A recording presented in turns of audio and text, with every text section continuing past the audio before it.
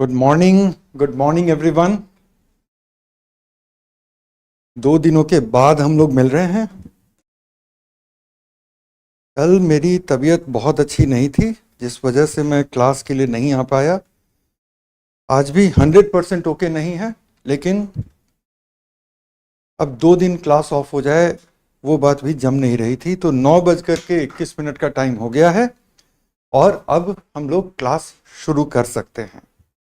कल जितना कुछ करना था और आज जितनी प्लानिंग थी उसको कवर करने के लिए मैंने एक बाइलिंगुअल प्रेजेंटेशन भी बना लिया है।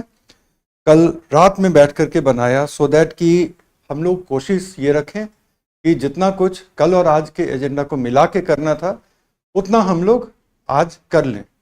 बट जल्दीबाजी में नहीं करेंगे, हर चीज़ को समझते हुए करेंगे।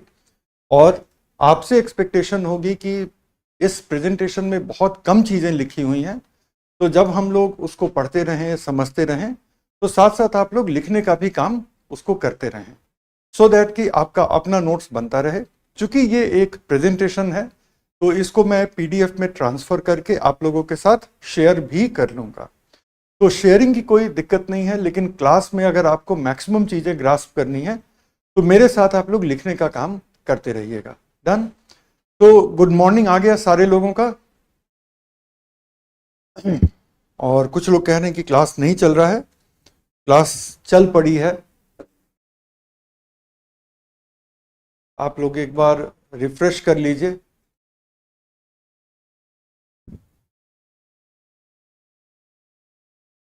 पीछे आई होप कि जो बोर्ड है वो क्लियर दिख रहा है।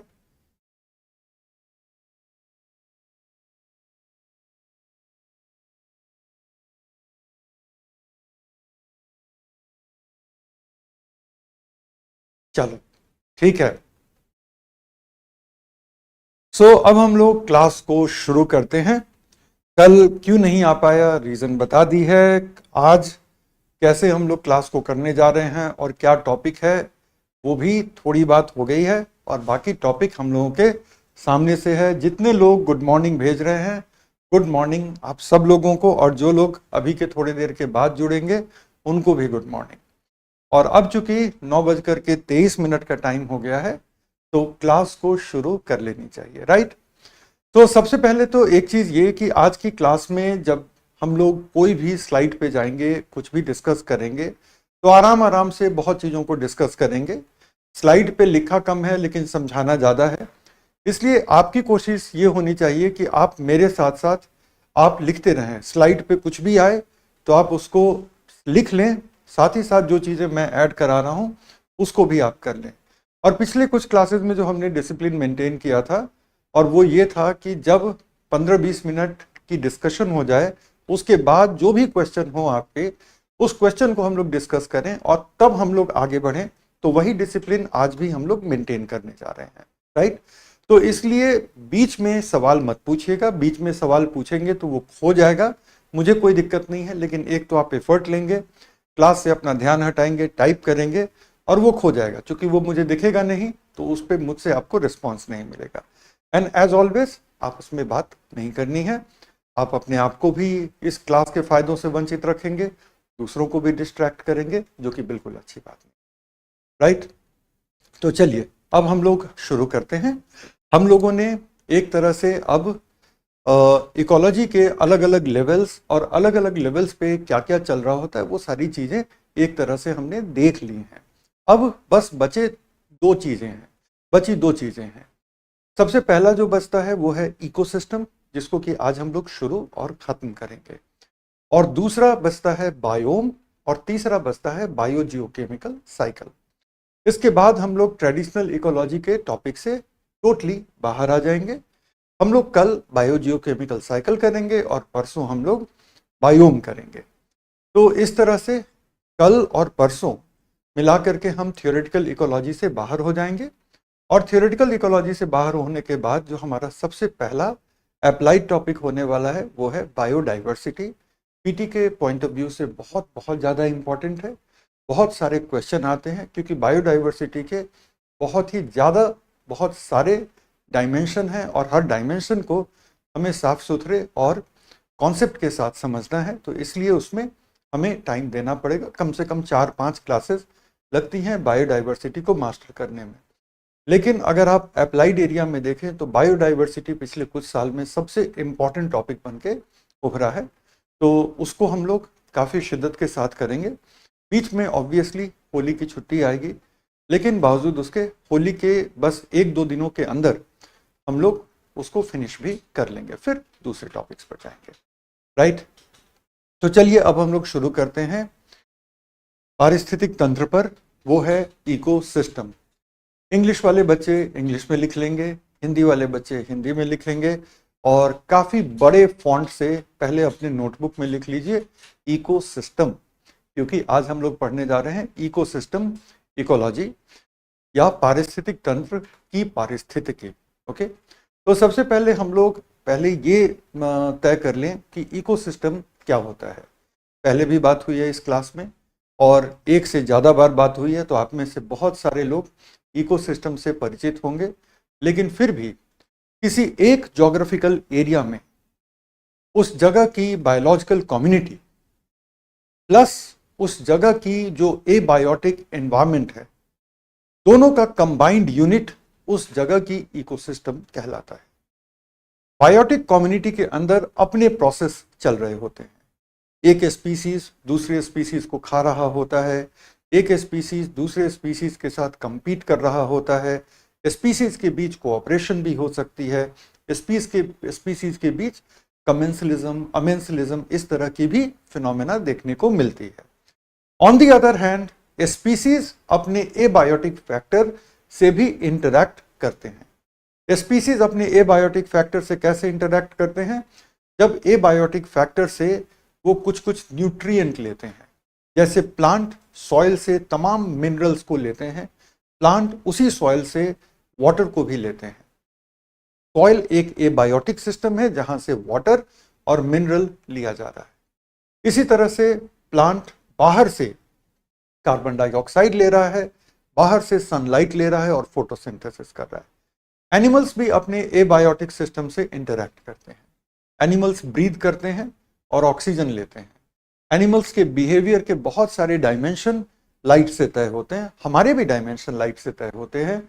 जब डार्क होती है, रात होती है, तो हमें नींद आने लगती है। अब पढ़ाई के लिए हम जगे रहें वो अलग मामला है, लेकिन नेचुरल तरीके से हमें नींद आती है रात के वक्त। अगर 1, 2, 3, 4 साल तक हम अपने रिदम को खराब कर लें वो अलग बात है, लेकिन आप देखेंगे कि जैसे ही सूर्यास्त होता है धीरे धीरे आप सुस्त होते चले जाते हैं। रात का खाना खाते हैं, उसके बाद नींद आने लगती है ना। तो ये जो चीज़ है ये बायोलॉजिकल रिदम है जो लाइट से गवर्न हो रहा है। दूसरे एनिमल्स के लाइफ में ना तो पढ़ाई करनी है, ना मोबाइल देखना है, ना सोशल मीडिया है, तो दूसरे एनिमल्स के बिहेवियर में आप लाइट की भूमिका को ज़्यादा बारीकी से देख सकते हैं कि कैसे गायें या हमारे बर्ड्स, ये सब लोग धीरे धीरे अपने जगह पे पहुंच जाते हैं और उसके बाद फिर सो भी जाते हैं। This is something which we call abiotic factor, जो कि हमारे बिहेवियर को अफेक्ट कर रहा है। तो बायोटिक और एबायोटिक के बीच में बड़े सारे इंटरैक्शन चलते हैं। एक और चीज़ जो अभी तक बात नहीं हुई है वो ये कि जो बायोटिक फैक्टर है वो अपना डेड और वेस्ट मैटर कहाँ रिलीज करता है? अपने एबायोटिक सराउंडिंग में रिलीज करता है। जैसे कि पेड़ों की पत्तियां हैं, वो गिरेंगी कहाँ? वो मिट्टी पे गिरेंगी, वहीं पे वो डिकम्पोज करेगी और वो मिट्टी में तरह तरह के एलिमेंट, तरह तरह के कंपाउंड को ऐड करेगी। इसी तरह से वाटर बॉडीज में जब वाटर के एनिमल अपना वेस्ट रिलीज करते हैं या उनकी डेड बॉडी होती है तो वहाँ पे वो डिकम्पोज करता है और वाटर के कंपोजिशन को बदलता है। जब भी एबायोटिक सराउंडिंग की कंपोजिशन बदल जाए, जब भी एबायोटिक सराउंडिंग के पैरामीटर्स बदल जाएं, तो उससे फिर बायोटिक अफेक्ट होने लग जाता है। बायोटिक कैसे अफेक्ट होने लग जाता है? अगर मान लो कि किसी भी तालाब का डिजॉल्व्ड ऑक्सीजन कम हो जाए तो क्या वहां पे मछलियां रह सकती हैं? आंसर है बिल्कुल नहीं रह पाएंगी। किसी तालाब में बहुत ज़्यादा पॉल्यूटेंट आ जाए, क्या वहाँ पे मछलियाँ रह सकती हैं? क्या वहाँ पे पौधे उग सकते हैं? मान लो कि आसपास की कोई इंडस्ट्री है और वो इंडस्ट्री अपना पूरा इंडस्ट्रियल वेस्ट उस जगह पे रिलीज करती जा रही है, उस तालाब में या उस झील में रिलीज करती जा रही है। धीरे धीरे वहां का पानी पूरी तरह से काला हो गया है।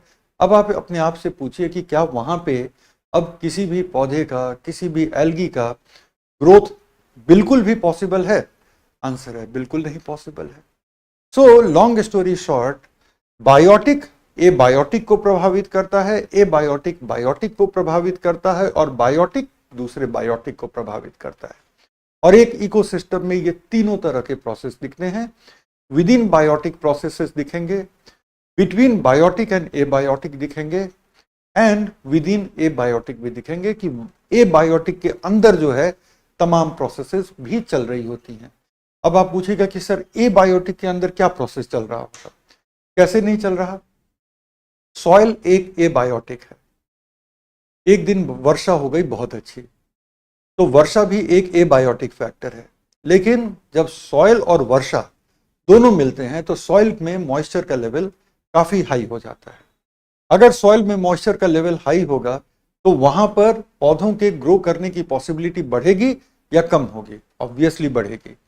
इसका उल्टा सोच के देखो कि अगर बहुत दिनों तक, कुछ एक महीनों तक बिल्कुल बारिश नहीं हुई है, सॉइल का मॉइस्चर जाता रहेगा। खास तौर पे अगर ये गर्मी का मौसम हो तो सॉइल का मॉइस्चर जाता रहेगा, तो वहां पे जो छोटे छोटे पौधे हैं वो पौधे सरवाइव करेंगे या मर जाएंगे? मर जाएंगे।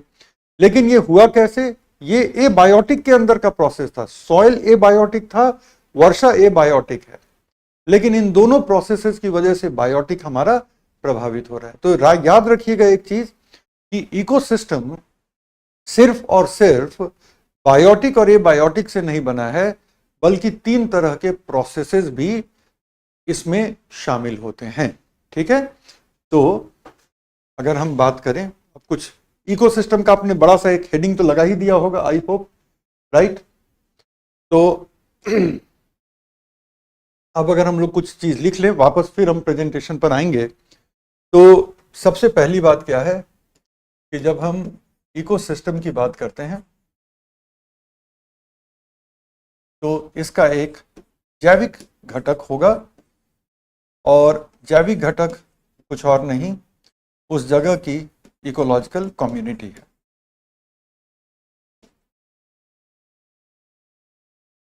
और इसके अलावा अजैविक घटक हैं जो कि हमें पहले से पता है, जिसको हम कहेंगे एबायोटिक एनवायरनमेंट।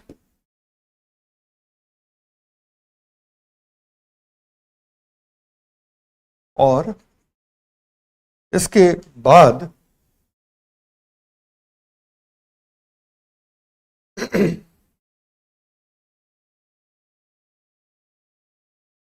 processes involving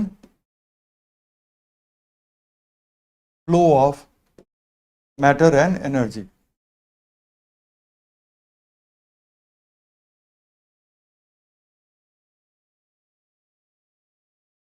पदार्थ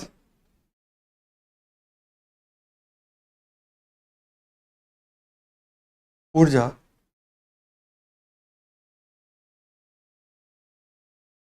के संचरण वाली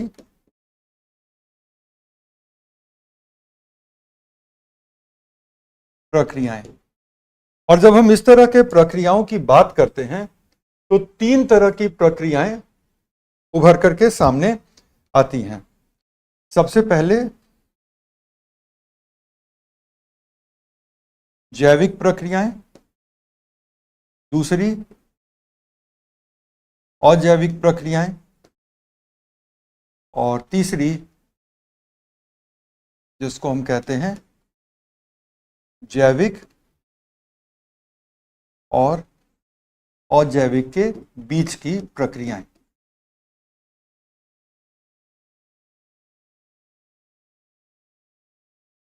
है ना? जैविक और अजैविक के बीच की प्रक्रियाओं में अगर एक एग्जाम्पल लें तो प्रकाश संश्लेषण है, जिसमें अजैविक एनवायरनमेंट से प्लांट ने कार्बन डाइऑक्साइड लिया, प्लांट ने सनलाइट लिया, और उसके बाद प्लांट ने क्या किया? अपना जैविक बायोमास बनाया। तो ये जैविक और अजैविक के बीच की एक प्रक्रिया हो गई। अजैविक प्रक्रिया में बारिश हो गई, है ना। अजैविक प्रक्रिया में सूर्य की किरणों की वजह से कहीं का तापमान बढ़ना हो गया। अजैविक प्रक्रिया में विंड आ गई। ये सारी प्रक्रियाएं हैं जो कहीं ना कहीं पूरे इकोसिस्टम को, जिसमें कि जैविक घटक भी हैं, उनको वो प्रभावित करती हैं। और जैविक प्रक्रियाएं तो हैं ही, जिनकी बात हम लोग कर चुके हैं। जैविक प्रक्रियाओं में सबसे पहले तो ट्रॉफिक रिलेशन होगा, फिर कमेंसलिज्म होगा, एमेंसलिज्म होगा, कंपटीशन होगा, पैरासिटिज्म होगा, प्रीडेशन होगा।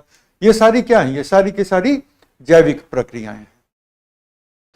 ठीक है। अभी एक बच्चे ने जीन पूल पर सवाल पूछा है। क्लास के लास्ट में टाइम मिलेगा तब हम लोग जीन पूल की बात करेंगे, अभी हम लोग संदर्भ से भटकेंगे नहीं। ठीक है। तो जैविक प्रक्रियाओं में बहुत सारे जैविक प्रक्रियाएं जो कि हमने डिस्कस कर ली है। अजैविक प्रक्रियाओं में वर्षा, पवन, तापमान में परिवर्तन, ये सब क्या है? अजैविक है। तरह तरह की भौगोलिक परिघटनाएं, जिसमें ज्वालामुखी विस्फोट से लेकर के अर्थक्वेक से लेकर के साइक्लोन वगैरह सब शामिल है। जैविक और अजैविक के बीच में देख लें तो इसका सबसे अच्छा एग्जाम्पल जो कोई भी दे सकता है वो है प्रकाश संश्लेषण का, बिकॉज इसमें अजैविक से दो चीजें ली जाती हैं। ठीक है। जिसमें अजैविक से लिया जाता है कार्बन डाइऑक्साइड एवं प्रकाश ऊर्जा, लाइट एनर्जी। और जैविक स्तर पर क्या होता है? जैविक स्तर पे होता है बायोमास का निर्माण। बायोमास मतलब कोई भी जैविक मटेरियल का निर्माण। तो ये क्या हुआ? ये जैविक और अजैविक के बीच की एक इंटरैक्टिव प्रोसेस होती है ना। और यहाँ पर तो सबसे पहला क्या है? आहार संबंध,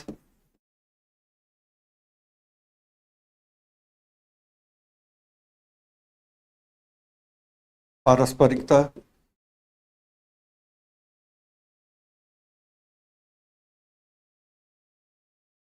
परजीविता,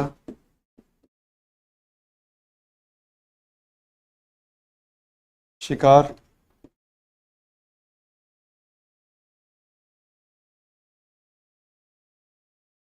सहपोषिता या सहभोजिता,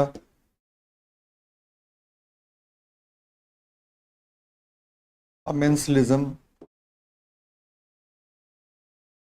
स्पर्धा। ये सब क्या है? ये सारी की सारी जैविक प्रक्रियाएं हैं। तो किसी भी, ठीक है, किसी भी इकोसिस्टम में ना सिर्फ अजैविक घटक होते हैं, जैविक घटक होते हैं, बल्कि ये तीन तरह की प्रक्रियाएं भी पाई जाती हैं। और इन प्रक्रियाओं के साथ साथ जैविक और अजैविक घटकों को मिला करके जो चीज बनता है उसको हम कहते हैं इकोसिस्टम। अगर आप जीवों को और अजैविक घटकों को सिर्फ कंसिडर करेंगे तो इकोसिस्टम की परिभाषा कभी भी पूरी नहीं होती। इकोसिस्टम की पूरी परिभाषा के लिए इन प्रक्रियाओं को भी साथ में जोड़ना जरूरी है।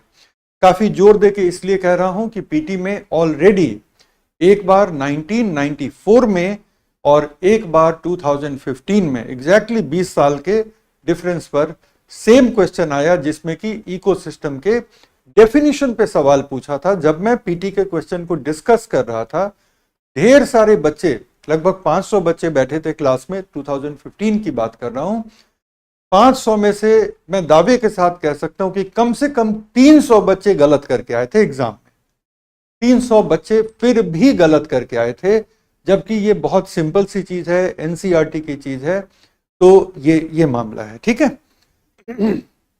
अब इसको थोड़ा सा हम लोग छोटा कर ले तो इतना कुछ आपके कॉपी में अभी तक दर्ज हो गया होना चाहिए कि इकोसिस्टम इन तीन चीजों के मिलने से बना हुआ तंत्र है, ठीक है। इन तीन चीजों के मिलने से बना हुआ तंत्र है। और ये कॉन्सेप्ट आर्थर टांसले ने दिया था 1935 में, जब उनका एक पेपर पब्लिश हुआ। उसके पहले से वो इकोसिस्टम की बातें कर रहे थे, लेकिन औपचारिक रूप से एक पेपर के रूप में इन्होंने ये जानकारी 1935 में पेश की। आपस में बात नहीं कीजिएगा, डन हो चुका है, ठीक है। अच्छा, तो अब वापस प्रेजेंटेशन में जा रहे हैं। जिनका डन नहीं हुआ है, जैसे ही मैं प्रेजेंटेशन पे जाऊंगा ये गायब हो जाएगा। इसलिए अगर छूट गया है, ठीक है, अगर छूट गया है, की स्टोन स्पीसीज अब कल करेंगे, और अगर आज टाइम मिला तो आज करेंगे, ठीक है। और जिनका ये छूट गया है, अब दोबारा रिकॉर्डिंग में जाकर के आप लिखेंगे, क्योंकि जैसे ही मैं वापस प्रेजेंटेशन पे गया, यहां जो लिखा था वो अब इन एयर है, ठीक है। तो आप लोग मेरे साथ लिखते रहेंगे। अब हम आते हैं इकोसिस्टम को परिभाषित कैसे करते हैं उस चीज पर, ठीक है।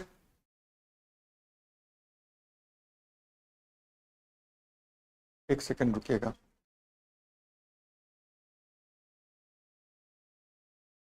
ये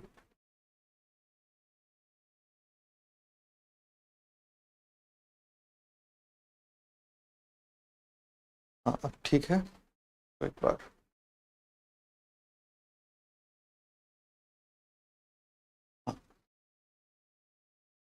अब हम लोग इसकी परिभाषा पे आ गए। इस परिभाषा को अब लिखने की कोई जरूरत नहीं है। क्यों नहीं जरूरत है? क्योंकि इसके पहले शिवाय कह रहे कार्बन और अकार्बन को ही जैविक या तथा अजैविक कहते हैं। इस तरह की बात अगर मैंने नहीं बोली तो वो गलत है, ठीक है। इसलिए ना तो आप भ्रम में रहें, ना भ्रम को फैलाएं। और क्लास में बैठे हुए जितने बच्चे हैं, सारा ज्ञान आप मुझसे लें, चैट से एक भी ज्ञान मत लीजिएगा, वो आपके एग्जाम के लिए घातक हो जाएगा। क्योंकि सारे चैट के थ्रेड को मैं देख नहीं पाता, और कई लोग आधा अधूरा गलत भी समझ करके चैट में लिख देते हैं। उसको सीरियसली मत लीजिएगा। जो मैं बता रहा हूं वो एग्जाम के हिसाब से वो काफी है, ठीक है। वो एग्जाम के हिसाब से काफी है। बहुत सारा डेड मैटर ऑर्गेनिक हो सकता है, राइट। तो अब हम आते हैं यहां पे। तो इसको लिखने की जरूरत इसलिए नहीं है क्योंकि ऑलरेडी इससे बेहतर हमने लिख लिया है। तो हमने ये देखा कि पारिस्थितिक तंत्र प्राकृतिक रूप से पाए जाने वाले जीवों का एक समूह है, ठीक है। जीव जिसमें जीवन है, तो इसमें पौधे भी आ गए, इसमें आप कह लीजिए कि जंतु भी आ गए, जीवाणु भी आ गए, वगैरह वगैरह, करेक्ट। तो उन जीवों का समूह है जिसमें पौधे, जानवर और अन्य जीव शामिल हैं, जो अपने पर्यावरण के साथ मिलकर रहते हैं। जब यहां पर हम पर्यावरण की बात करते हैं तो पर्यावरण का मतलब क्या होता है कि जो अपने अजैविक पर्यावरण के साथ मिलकर रहते हैं। अच्छा, कुछ लोग अभी भी कह रहे हैं कि हम उनके क्वेश्चन को नहीं देख रहे हैं। नहीं देखेंगे जब तक कि क्वेश्चन हम आपसे मांगेंगे नहीं। बिना मांगे अगर आप मुझे क्वेश्चन पेश करेंगे तो नहीं देख रहे हैं और ना देखेंगे। तो इस चीज के साथ अनुशासित होना सीखिए कि मैं जब मुझे लगेगा कि अब इतना पढ़ा दिया कि अब क्वेश्चन ले लिया जाए, तो क्वेश्चन मैं खुद मांग लूंगा। पढ़ाई पे ध्यान दीजिए। तो यहां पर अब कुछ लिखने की जरूरत नहीं है। इससे कहीं ज्यादा शानदार चीज हमने ऑलरेडी लिख रखी है, राइट। बहुत अच्छे से हमने चार्ट बना लिया, प्रक्रियाएं लिख ली, जो कि किसी भी बुक में नहीं दिया हुआ है। जो चार्ट अभी मैंने आपको बनवाया है, दुनिया की कोई बुक आप इकोलॉजी में उठा करके देख लीजिए, वो नहीं दिया हुआ है। इस तरह के चार्ट अपनी समझ से बनते हैं, राइट। नाउ ये जो अपने सामने आप देख रहे हैं, ये एक इकोसिस्टम है। सबसे पहले शुरुआत यहां से कर लेते हैं कि यहां से देखो, कॉर्नर पे देखो आप, कॉर्नर पे थोड़ा सा येलो लाइट दिख रहा है, ये कॉर्नर पे, इसका मतलब है ये सन है। तो सन एक अजैविक घटक हुआ, ठीक है। उसके बाद एयर एक दूसरा अजैविक घटक हुआ। इसी एयर से इस वाटर में ऑक्सीजन धीरे धीरे डिसॉल्व हो रहा है। और इतना ही नहीं, बल्कि इसी एयर से कार्बन डाइऑक्साइड भी डिसॉल्व हो रहा है, जिससे कि इस समुद्र में रहने वाले तमाम शैवाल या कुछ पौधे फोटोसिंथेसिस करेंगे। Understood? So the point here is कि इसमें हम 3 अजैविक घटकों को देख रहे हैं। और चौथा, जो समुद्र के बेस में जो रॉक वगैरह हैं, ओशन फ्लोर जिसको कहते हैं, तो ओशन फ्लोर और ओशन फ्लोर के रॉक, ये 4 अजैविक घटक हैं। इसके अलावा कुछ अजैविक घटक दृश्य नहीं है। दृश्य नहीं है का मतलब जो घुले हुए गैस हैं इस वाटर में, जिस पर कि बहुत ज्यादा यहाँ की मछलियां निर्भर कर रही हैं, बहुत ज्यादा यहाँ के दूसरे जीव निर्भर कर रहे हैं, वो नहीं दिख रहा आपको। इसी तरह से अगर हम बात करें, यहां पर घुले हुए तरह तरह के मिनरल्स हैं, खनिज लवण हैं, जो कि नहीं दिख रहे हैं, लेकिन उन पर ये शैवाल निर्भर करेंगे। बिना उन मिनरल के ये शैवाल बायोमास नहीं बना पाएंगे। इस पानी का एक तापमान भी होना चाहिए, उसी तापमान पर ये सारे जीव वहां पे रहेंगे। ये तापमान बहुत ज्यादा गिर गया तो भी यहां पर आप नहीं पाएंगे। ठीक है, ये तापमान अगर बहुत गिर गया तो भी आप यहां पर ये पूरा का पूरा सिस्टम नहीं पाएंगे। और ये तापमान बढ़ गया, जो कि आज की डेट में ओशन में 2 चीजें हो रही हैं। पहला चीज क्या हो रहा है कि ओशन का टेम्परेचर बढ़ रहा है, और साथ ही साथ ओशन में एसिड की मात्रा बढ़ रही है। एसिड की मात्रा क्यों बढ़ रही है? क्योंकि ओशन में कार्बन डाइऑक्साइड घुलता जा रहा है। ओशन में कार्बन डाइऑक्साइड क्यों घुलता जा रहा है? इसलिए घुलता जा रहा है क्योंकि एटमॉस्फेयर में कार्बन डाइऑक्साइड की मात्रा बढ़ रही है। और अगर एटमॉस्फेयर में कार्बन डाइऑक्साइड की मात्रा अगर इतनी ज्यादा बढ़ रही है, तो उसका कुछ कार्बन डाइऑक्साइड जो है सो घुलता जा रहा है, घुलता जा रहा है, तो ओशन में कार्बोनिक एसिड बनता जा रहा है। तो ओशन में आज की डेट में 2 प्रॉब्लम हो रहे हैं। क्या क्या प्रॉब्लम हो रहे हैं? एक तो ओशन का टेम्परेचर राइज हो रहा है। दूसरा प्रॉब्लम क्या हो रहा है? ओशन के टेम्परेचर राइज के साथ साथ ओशन का एसिडिफिकेशन भी हो रहा है। ऐसा नहीं है कि ओशन में यही 2 प्रॉब्लम है। अगर ओशन के कुछ प्रॉब्लम्स की हम बात कर लें तो अब लिख ही लेते हैं, और इसको आप बॉक्स में आप नोट कर लीजिएगा। ठीक है, ये लो।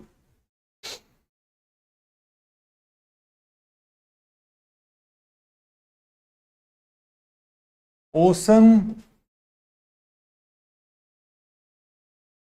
इकोसिस्टम की समस्याएं, और ये क्या होगा, ये बॉक्स में आप लिख लेंगे। चूंकि बात चली है, चूंकि आपके जरूरत की बातें हैं, तो पता होना चाहिए। सबसे पहला, तापमान में वृद्धि।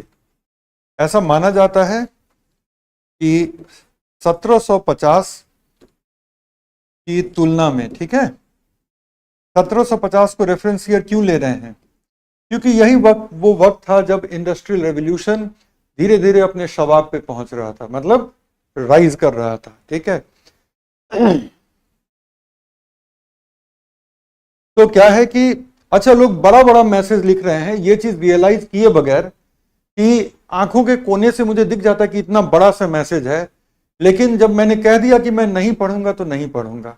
पता नहीं अभी तक आप लोगों को इस बात का इल्म हुआ है या नहीं हुआ है, मैं हद से ज्यादा डिसिप्लिन हूं। अगर अपने आप को बोल दिया कि ये नहीं करना है, तो दुनिया की कोई शक्ति नहीं करा सकती। तो आप इतना बड़ा मैसेज लिख करके उतने देर तक क्लास में मैं जो सिखा रहा था यूपीएससी की परीक्षा के लिए, अपने आप से को उससे वंचित रख लिया, और उस पर सवाल आएगा तो फिर गाइड और तमाम गुटकों में आप जवाब ढूंढते रहेंगे और नहीं मिलेगा। तो कॉन्सेप्ट बना लो, जब सवाल पूछूंगा तो सवाल पूछ लेना। ठीक है, तो तापमान में वृद्धि 1750 की तुलना में ऑलरेडी ओशन का तापमान लगभग 0.9 डिग्री सेंटीग्रेड बढ़ गया है। और अगर हम एटमॉस्फेयर के टेम्परेचर की बात करें तो वो ऑलमोस्ट 4 डिग्री सेंटीग्रेड बढ़ गया है। अगर एटमॉस्फेयर के तापमान की बात करें, अगर कोई यहां पे लिखना चाहता है तो लिख लो कि एटमॉस्फेयर का तापमान तकरीबन 1.4 डिग्री सेंटीग्रेड बढ़ गया है, जबकि ओशन का तापमान 0.9 डिग्री सेंटीग्रेड बढ़ा है। अच्छा, ओशन का तापमान कम क्यों बढ़ा है? ये पता है, इसलिए क्योंकि पानी का स्पेसिफिक हीट एयर से बहुत ज्यादा होता है।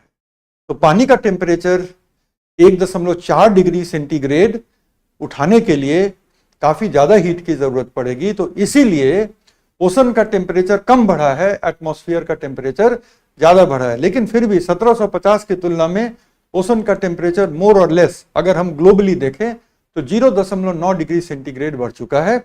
और इससे यहाँ के इकोसिस्टम पर, खास तौर पे कोरल रीफ वगैरह को काफी ज्यादा फर्क पड़ रहा है।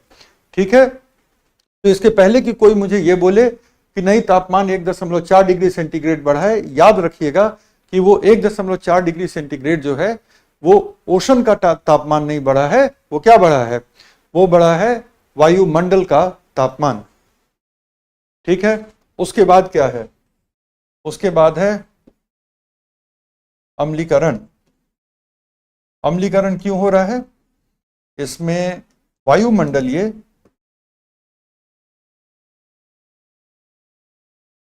CO2 डिजॉल्व हो रहा है किसके साथ? H2O के साथ। और क्या बन रहा है? H2CO3। ये क्या होता है? कार्बोनिक एसिड होता है। तो जैसे जैसे कार्बन डाइऑक्साइड घुलता जाएगा, कार्बोनिक अम्ल की मात्रा ओशन में बढ़ती जाएगी। और ओशन के एसिडिफिकेशन से और ओशन के तापमान में वृद्धि से, ये दो सबसे प्रत्यक्ष कारण हैं कोरल रीफ, प्रवाल भित्तियों के डीजेनरेशन का। और उसके बाद आता है समुद्र जल प्रदूषण।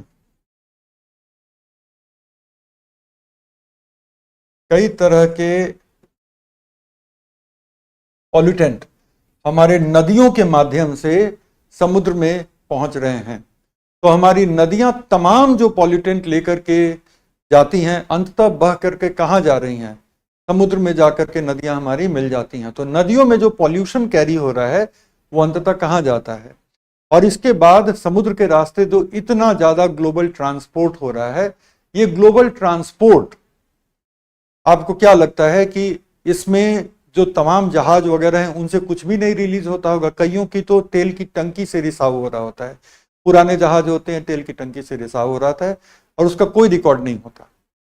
जब ऑयल टैंकर से रिसाव होता है तब ये न्यूज बनता है, और बाकियों के ऑयल टंकी से थोड़ा थोड़ा रिसाव हो रहा है या इंजन ऑयल का रिसाव हो रहा है, उस पर तो किसी का ध्यान भी नहीं जाता। तो समुद्र जल का प्रदूषण। और नेक्स्ट है बहुत ही ज्यादा ओवर फिशिंग।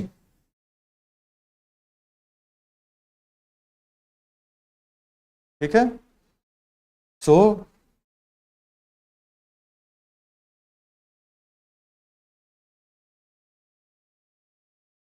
बहुत ज्यादा ओवर फिशिंग से भी क्या हो रहा है ना कि वहां की बायोडायवर्सिटी का बैलेंस गिर जाता है।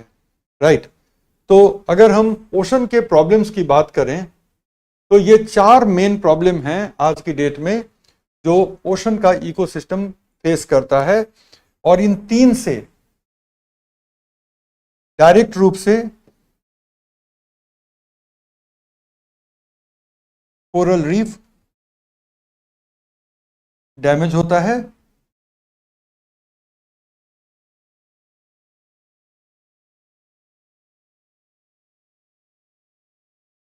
प्रवाल भित्तियों का नुकसान होता है।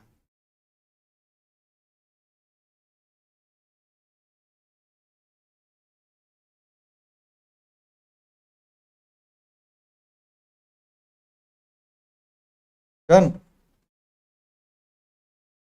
तो अगर हम ओशन की बात कर रहे हैं, चूंकि ये ओशन का फोटो मैंने दिखाया था अभी 1 सेकंड पहले, तो इसलिए मैंने सोचा कि ओशन के बारे में बताऊं। तो बहुत सारी चीजें जो इस फिगर में आपको नहीं दिख रही थी, वो सारी चीजें भी एबायोटिक फैक्टर में हमारे इकोसिस्टम में शामिल हैं।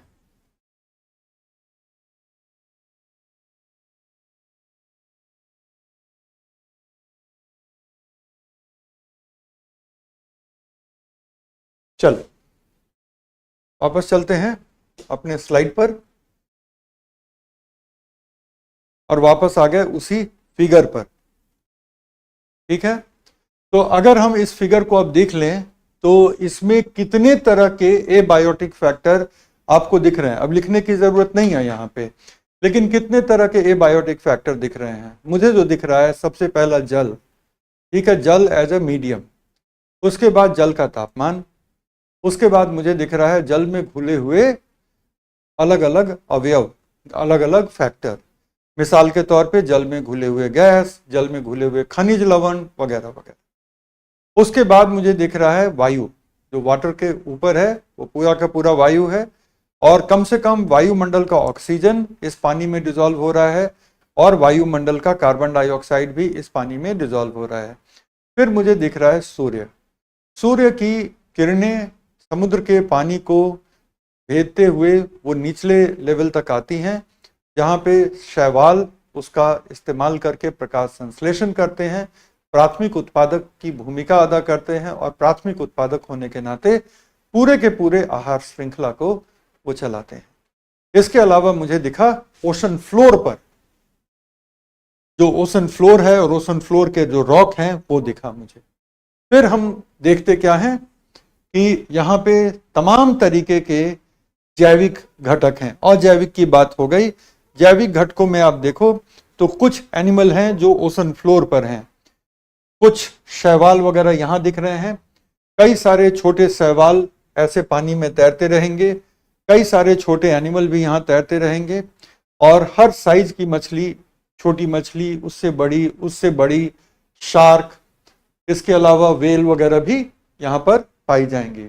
एक छोटे रोल में ये कुछ जो बर्ड्स हैं, इन बर्ड्स की भी भूमिका रहेगी, क्योंकि बहुत सारे बर्ड्स हैं जिनको हम सी बर्ड कहते हैं, वो समुद्र के पानी के लेवल के ऊपर उड़ती रहती हैं, और जैसे ही कोई छोटी मीडियम साइज की मछली समुद्र के पानी के सतह के पास आती है, एकदम तेजी से झपट्टा मार के ये मछली को ले जाती हैं।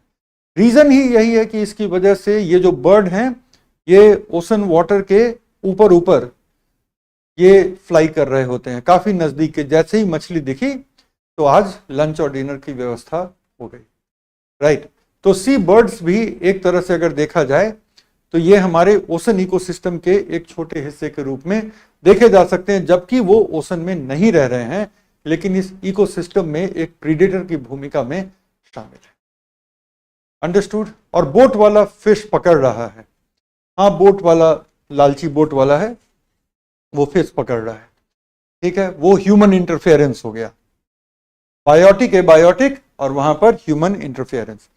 उसी चीज को साइंटिफिक और जटिल तरीके से देखना है तो एक पॉन्ड के लेवल पर आप ये देख सकते हैं। इसको भी बिल्कुल जल्दी से समझा देते हैं, क्योंकि अब कॉन्सेप्ट क्लियर हो गया है। सर जी, प्रवाल भित्ति क्या होती है, सुनीता पूछ रही हैं। सुनीता, आज के लिए गूगल कर लेना, अप्लाइड में जब प्रवाल भित्तियों पर आएंगे तो प्रवाल भित्ति एक चैप्टर है जो कि हमको इकोलॉजी में करना है, लेकिन अगर आज के लिए एक बेसिक ज्ञान चाहिए तो गूगल कर लेना, नहीं तो हम लोग सब्जेक्ट से दूर हो जाएंगे। तो अगर हम इस तालाब की बात करते हैं तो सबसे पहले आप क्या देखते हैं, यहाँ पे कई तरह के एबायोटिक फैक्टर आपको दिख रहे हैं। सबसे पहले आपको दिख रहा है सन की लाइट आ रही है, और सन की लाइट, ये तमाम पौधे, तैर रहे शैवाल वगैरह सब सन की लाइट को कैप्चर करते हैं, और सन की लाइट को कैप्चर करके क्या करते हैं, फोटोसिंथेसिस करते हैं। फोटोसिंथेसिस करके बायोमास बनाते हैं, और उस बायोमास को ये छोटे छोटे जो एनिमल हैं, ये जो छोटे छोटे एनिमल हैं, ये सब उस बायोमास को खाते हैं।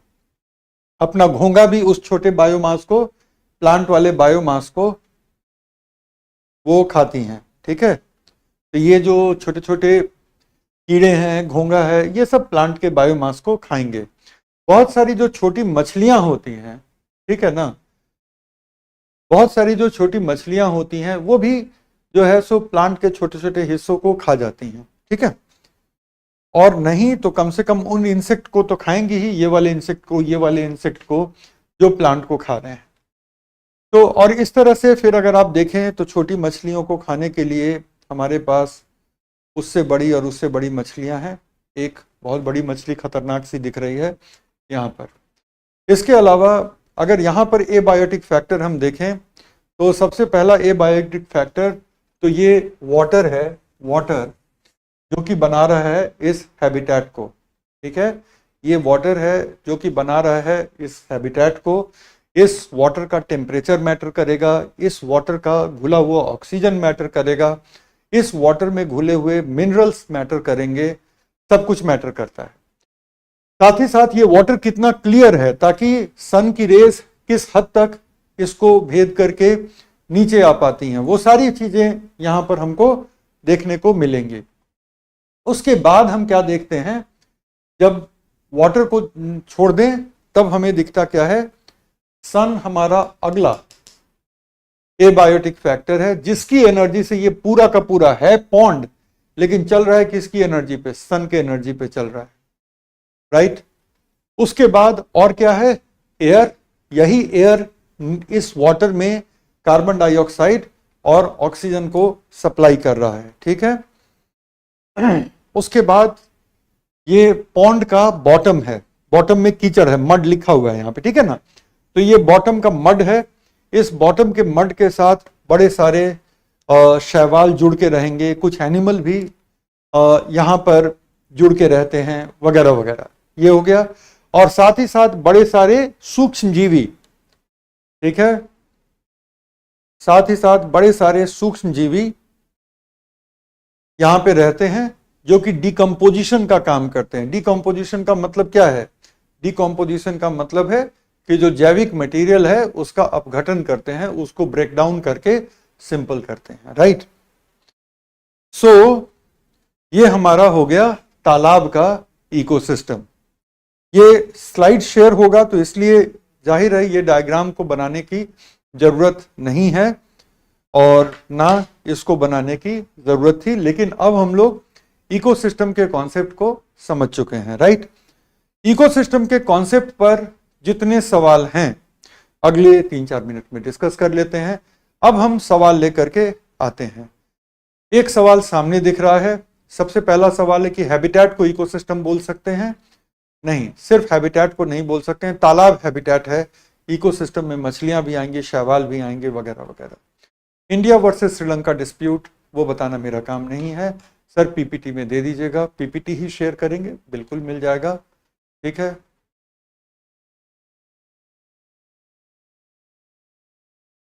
सर यूपीएससी के लिए एनसीईआरटी पढ़ना चाहिए या नहीं?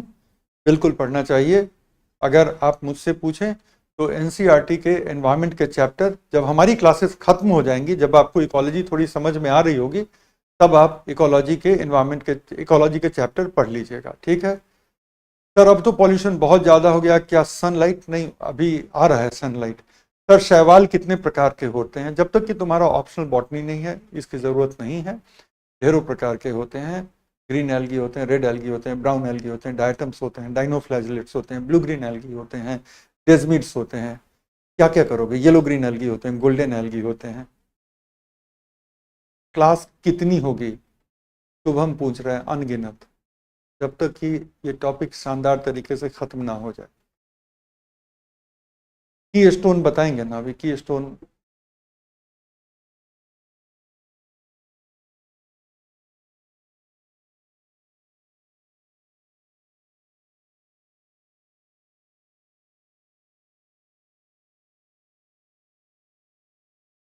अच्छा, एक बच्चे ने लिखा sir please provide complete notes in PDF.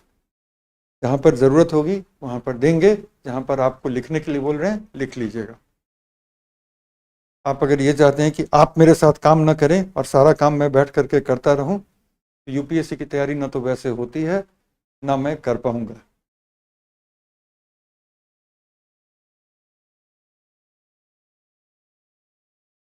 Aquatic ecosystem है, ऑल क्लियर। चलो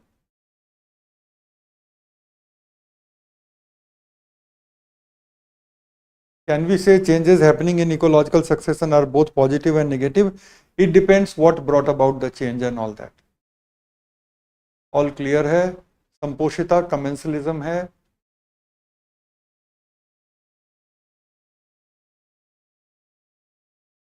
आपके लेक्चर के अलावा कोई और चीज़ की ज़रूरत तो नहीं है। लेक्चर क्लास में जितना लिखवा रहे हैं वो, साथ में टाइम टाइम पे जो पीडीएफ देंगे वो, और last but not the least, जब क्लास खत्म हो रही होगी तो इसको कैसे करंट और अपडेट रखना है 2-3 एग्जाम्पल के साथ बता दूंगा, and that will be all.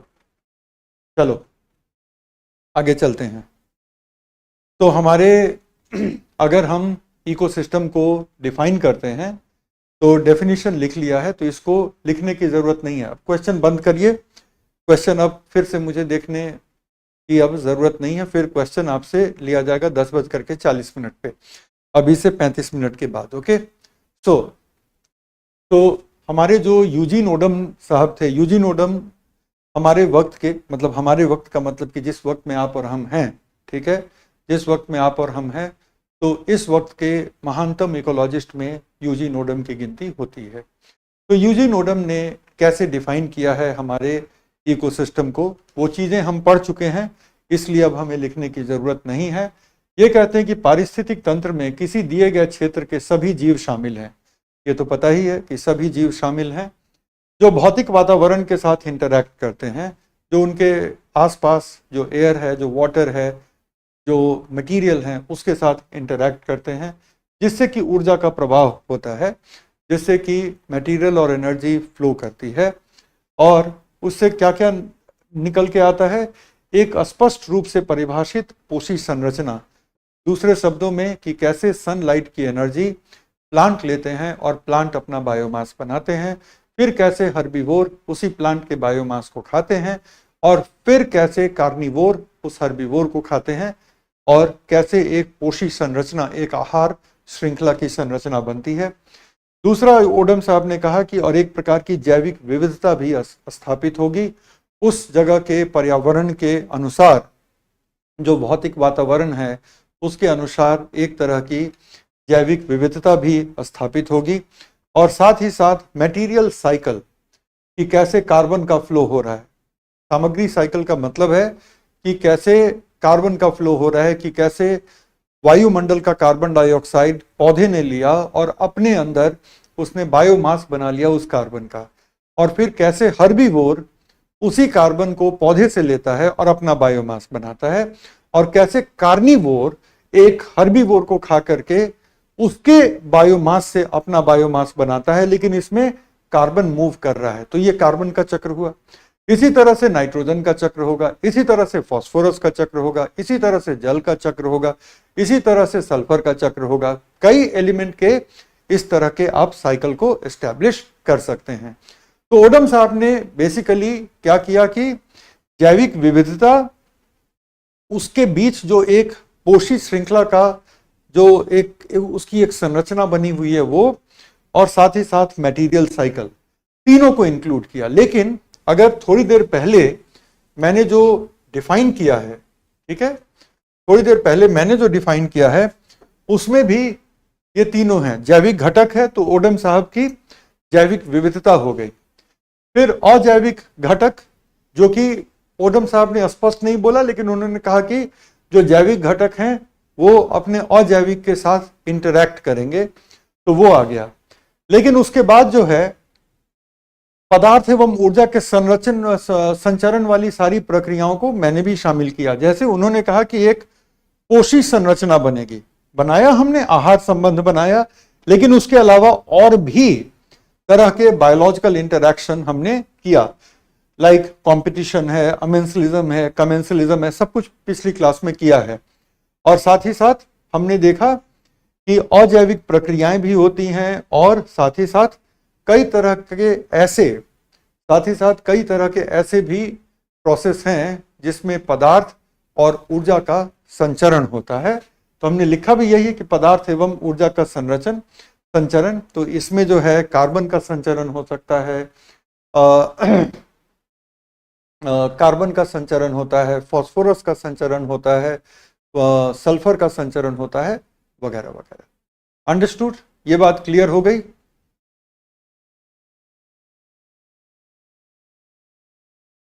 Done? अब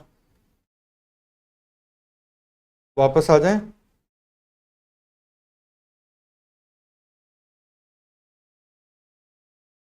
तो इसको नोट करने की जरूरत नहीं थी। अब हम लोग आते हैं यहां से, ठीक है। अब हम लोग आते हैं कि इसके पार्ट्स क्या हैं। तो पार्ट है एबायोटिक, एनबायोटिक। इसको लिख लो, ये बहुत छोटा है, लेकिन चूंकि इसके बाद जो चीजें हो रही हैं, ठीक है, इसके बाद जो चीजें हो रही हैं उसको लिखना जरूरी होगा। तो उसके लिए एक फ्रेमवर्क यहां से बनाओ, पार्ट्स, और पार्ट्स लिख करके अब आप लिखोगे, इंग्लिश में हो तो बायोटिक एंड एबायोटिक लिखो, और अगर आप हिंदी में हैं तो जैविक और अजैविक घटक आप लिख लीजिए, क्योंकि इसके बाद हम लोग कुछ सीरियस चीजों को देखने जा रहे हैं। एक सेकंड का टाइम दे दीजिए मुझे।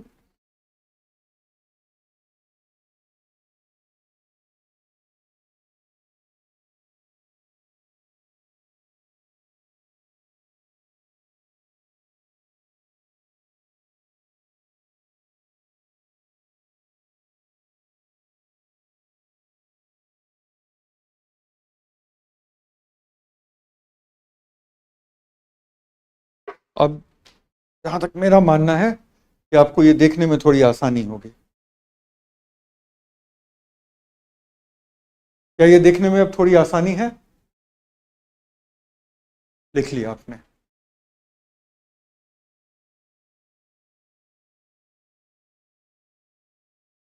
चलो पहले हम लोग बायोटिक की बात कर लेते हैं, ठीक है।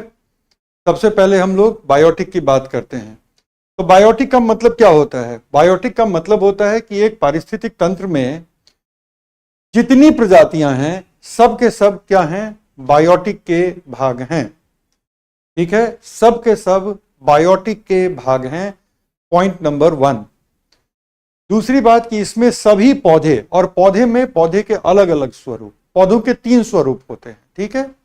पौधों के 3 स्वरूप होते हैं। सबसे पहला जिसको हम कहते हैं हर्ब, दूसरा कहते हैं श्रब जिसका मतलब है कि झाड़ियां, और तीसरा ट्रीज जिसका मतलब है वृक्ष। तो पौधों के तीनों प्रकार, सभी पौधे, सभी जंतु और सूक्ष्म जीव, ये तीनों शामिल हैं, ठीक है। हाँ, इसको लिख लीजिए, इसको आप प्लीज लिख लीजिए। और जब हम बायोटिक की बात करते हैं ना, तो बायोटिक के 3 हिस्से हैं। बायोटिक के 3 हिस्से हैं। ये वाला पार्ट अभी तक आपने नहीं लिखा है, तो इसको लिखना जरूरी है। ये 2 तो पता ही है, लेकिन इसको ब्रेक करके आप लिख लीजिए कि पौधे, जंतु एवं सूक्ष्म जीव। इसके बाद 3 हैं। पहला है स्वपोषी, ठीक है, दूसरा है परपोषी, तीसरा है डीकंपोजर। स्वपोषी मींस ऑटोट्रॉफ, परपोषी मींस हेट्रोट्रॉफ, जो दूसरों पर आश्रित रहेगा, और तीसरा कौन? डीकंपोजर, जो कि बायोलॉजिकल वेस्ट मटेरियल या बायोलॉजिकल डेड मटेरियल को ब्रेक करके अपना गुजारा चलाता है, सड़े गले चीजों पर अपना गुजारा कर रहा है। डन।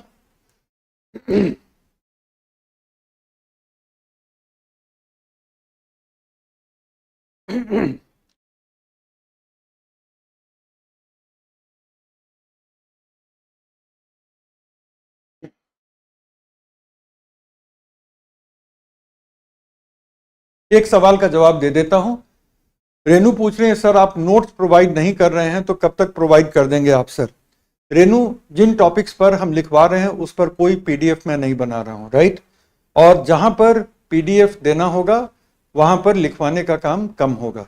जो फैक्चुअल होंगे, बड़े सारे टेबल होंगे, तो वहां पर मैं पीडीएफ दूंगा, और जहां पर मैं पढ़ा रहा हूं और लिखवा रहा हूं वहां पर इसके अलावा आपको अपनी किसी भी पीटी और मेंस के लिए आपको कुछ भी और देखने की जरूरत नहीं है। मैं एक ही काम को 2 बार नहीं करता हूं।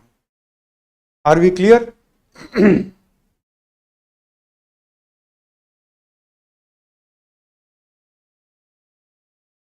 चलो, ये तो डन हो गया, स्वपोषी, परपोषी और डीकंपोजर। अब इसको थोड़ा सा हम लोग कायदे से डिफाइन करते हैं और फिर देखते हैं। स्वपोषी का मतलब हुआ वो सारे ऑर्गेनिज्म जो कि अपना बायोमास, ठीक है, जो कि अपना बायोमास खुद से बना सकते हैं। दूसरे तरीके से अगर बोला जाए तो जिनको अपना बायोमास बनाने के लिए किसी और जीव पर आश्रित न होना पड़े, उसको स्वपोषित कहते हैं। अगर हम इंसानों की बात करें तो हमें अपना बायोमास बनाने के लिए चावल खाना होता है, जो कि राइस से आती है, ओराइजा सेटाइवा से आती है। दाल खानी होती है, जो कि अलग अलग लेग्यूम प्लांट से आती है। सब्जियां खानी होती हैं, और ये सब खा करके हम दूध कंज्यूम करते हैं, दूध के तमाम प्रोडक्ट कंज्यूम करते हैं, जो कि हम गाय या भैंस से लेते हैं। तो कुल मिलाकर के क्या मामला है? कुल मिलाकर के मामला यह है कि हमें अपना बायोमास बनाने के लिए, हमें अपना बायोमास मेंटेन रखने के लिए किसी और स्पीसीज पर निर्भर होना पड़ता है। पौधों का क्या मामला है? उनको अपना बायोमास बनाने के लिए बस सूर्य की किरणें चाहिए, मिट्टी से पानी चाहिए, और वायुमंडल से कार्बन डाइऑक्साइड चाहिए, और वो अपना बायोमास खुद ही बना लेंगे। एक पौधा जब ग्रो करता है, आप उसको क्या देते हैं? मिट्टी में उस पौधे को आप प्लांट कर देते हैं, और मिट्टी में उस पौधे को प्लांट करने के बाद मिट्टी में उस पौधे को प्लांट कर देने के बाद आपकी तरफ से सिर्फ और सिर्फ आप उसको पानी देते हैं समय समय पे, वो भी तब जब मिट्टी की नमी कम हो जाए। उसके अलावा तो आपने कुछ नहीं दिया, पौधा ग्रो करते चला गया, पौधा वृक्ष बन गया। अगर मिट्टी में उर्वरकों की कमी है, तब आप उर्वरक थोड़ा सा डाल देंगे, खाद थोड़ा सा डाल देंगे, नथिंग एल्स। तो स्वपोषित में पौधे, शैवाल, कुछ जीवाणु आते हैं। जीवाणुओं की दो श्रेणियां आती हैं। जीवाणुओं की पहली जो श्रेणी होती है, उसको हम कहते हैं नील हरित शैवाल। हैं वो जीवाणु, लेकिन उनको हम शैवाल का भी नाम देते हैं, नील हरित शैवाल कहते हैं, या साइनोबैक्टीरिया कहते हैं। ये दोनों शब्द एक ही के लिए इस्तेमाल होते हैं, कहीं भी कंफ्यूजन मत रखिएगा कि ब्लू ग्रीन एल्गी और साइनोबैक्टीरिया कोई अलग अलग हैं। इसके अलावा कुछ दूसरे बैक्टीरिया भी, जो कि ब्लू ग्रीन नहीं है, ब्लू ग्रीन एल्गी नहीं है, लेकिन कुछ दूसरे बैक्टीरिया भी फोटोसिंथेसिस कर सकते हैं।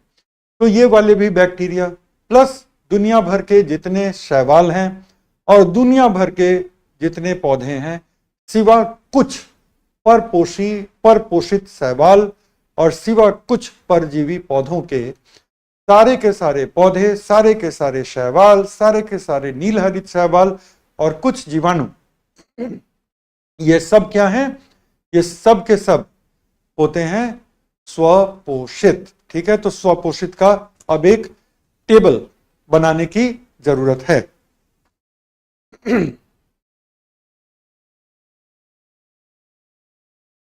स्वपोषितों का अब एक टेबल बनने जा रहा है।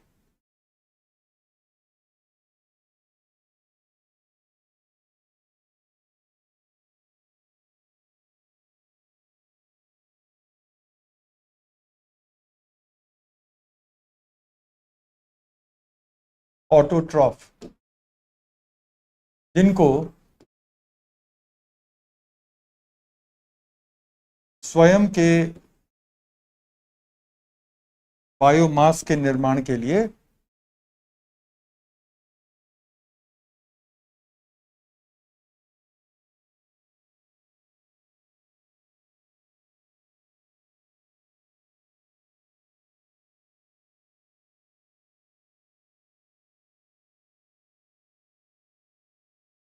किसी अन्य जीव पर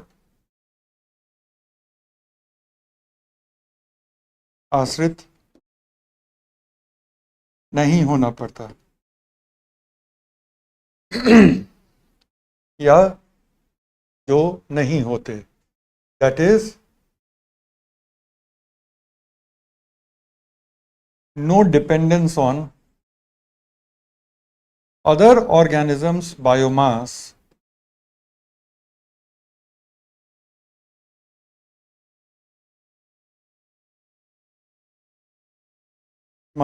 to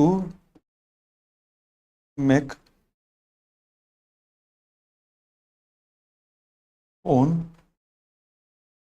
बायोमास। और इसमें आते हैं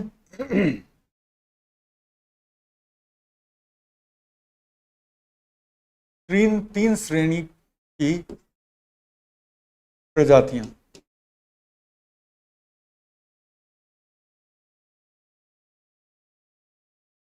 Three categories of organisms.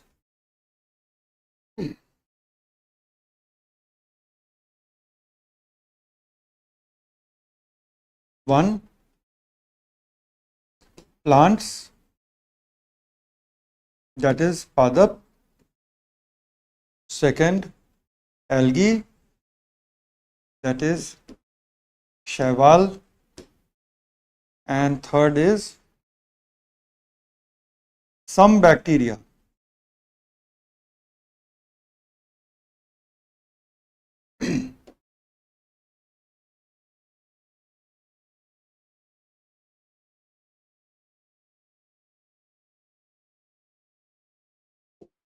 Some bacteria.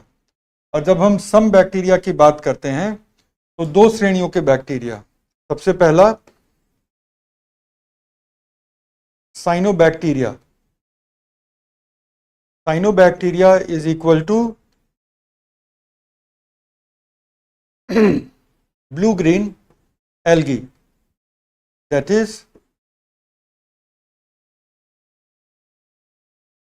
नील हरित शैवाल। और इसको तो हम हिंदी में साइनोबैक्टीरिया ही कहते हैं।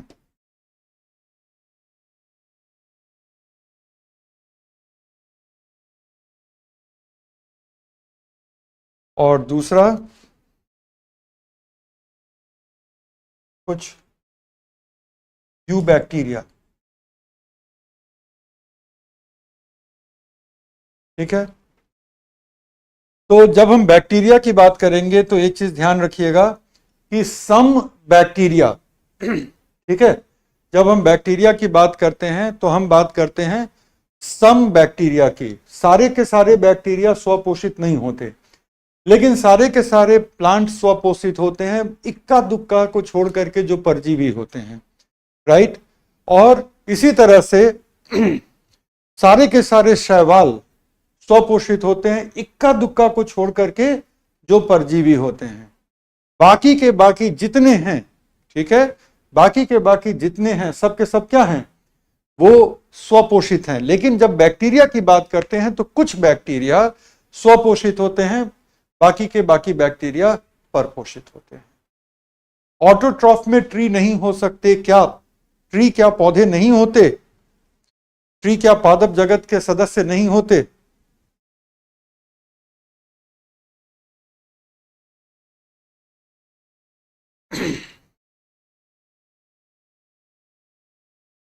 किसी ने लिख दिया एल्गी, सही नहीं लिखे। मानता हूं स्पेलिंग में कभी कभी पढ़ाते पढ़ाते कुछ स्लिप हो जाता है, लेकिन एल्गी की पूरी दुनिया में, इंग्लैंड से लेकर के अमेरिका से लेकर के भारत, श्रीलंका, मालदीव में यही स्पेलिंग चलती है। ठीक है, तो ऐसा कहने के पहले चेक तो कर लो, या पहले करेंगे फिर सोचेंगे फिर वेरीफाई करेंगे।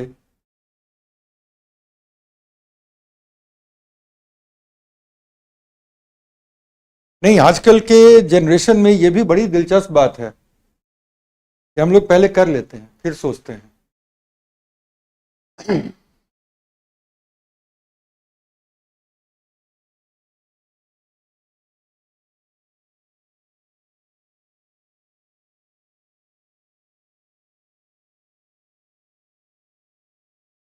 कुछ यू बैक्टीरिया,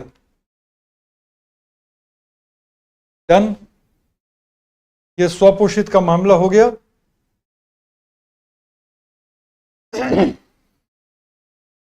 अब हम आते हैं दो तरह के,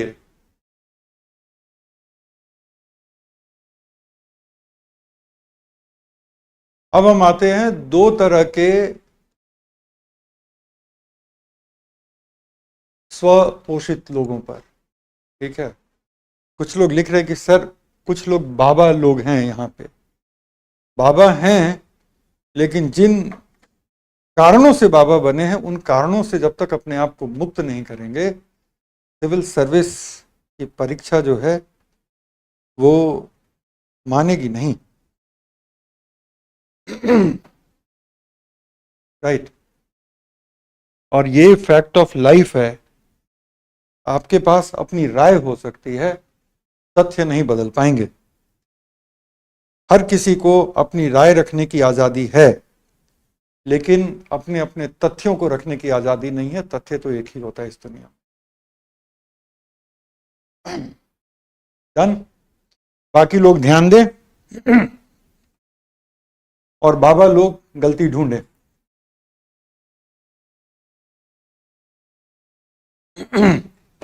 बाकी लोग ध्यान भी दें, लिख भी लें।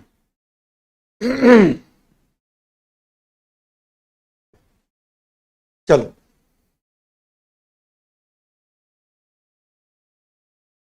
दो प्रकार के स्वपोषित। कितने लोगों को याद आ रहा है कि पहले भी हमने इसको टच किया है, आज इसको कर रहे हैं, लेकिन कितने लोगों को याद आ रहा है कि ये पहले भी हमने टच किया है, 2 टाइप्स ऑफ ऑटोट्रॉफ्स।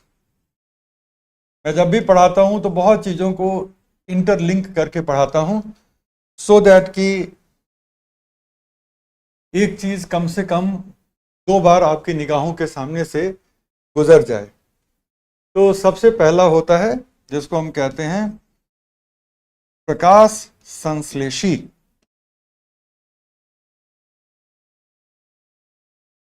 और दूसरे को हम कहते हैं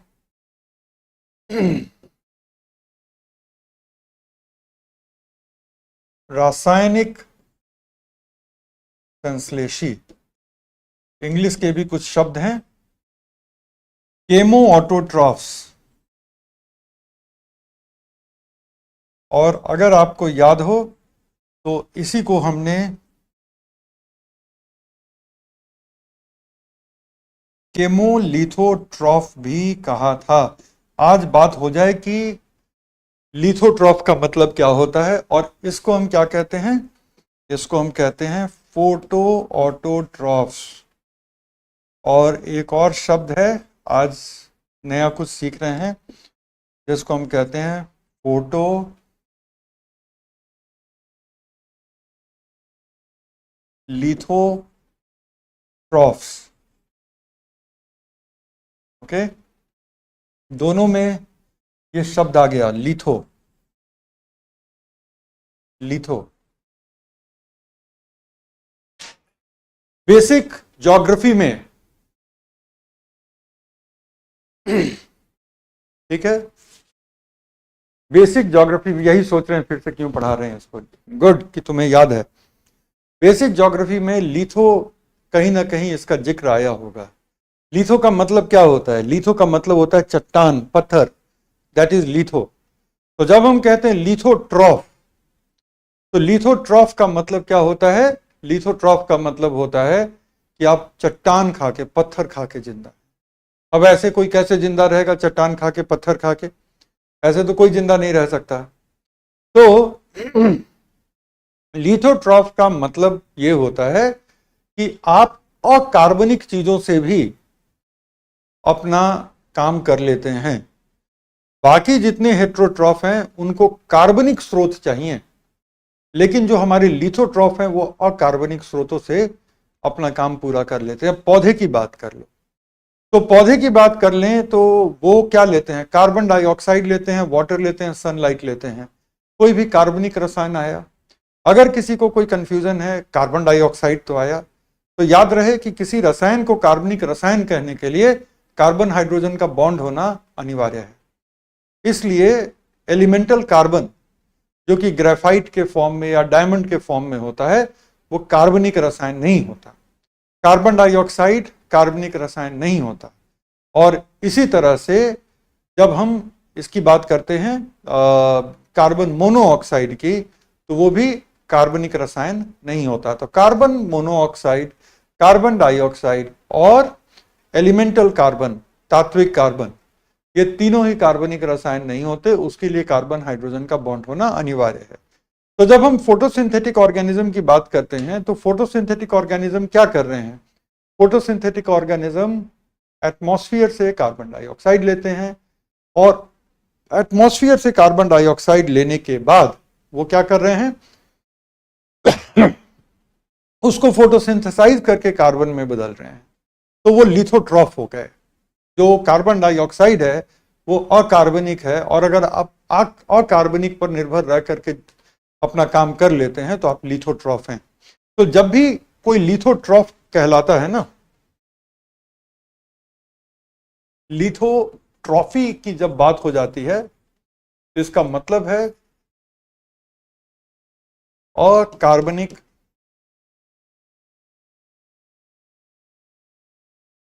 स्रोतों से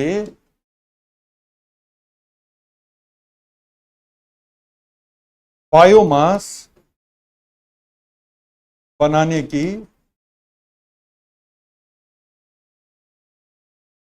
क्षमता। ऑलराइट, उसको कहते हैं लिथोट्रॉफ। अब सवाल उठता है कि ठीक है, ये दोनों लिथोट्रॉफ हैं, अकार्बनिक स्रोतों से अपना बायोमास बना लेंगे, लेकिन ऊर्जा का स्रोत क्या है फिर? ठीक है, ऊर्जा का स्रोत क्या है? यहां पे दीप्त ऊर्जा। दीप्त ऊर्जा का मतलब क्या हुआ? Radiant energy. ये प्रकाश ऊर्जा को लिखने का एक साइंटिफिक और पढ़ा लिखा तरीका है। ठीक है, तो जो फोटोलिथोट्रॉफ्स होते हैं वो दीप्त ऊर्जा का इस्तेमाल करते हैं, और केमोलिथोट्रॉफ जो होते हैं वो क्या कर रहे होते हैं? और कार्बनिक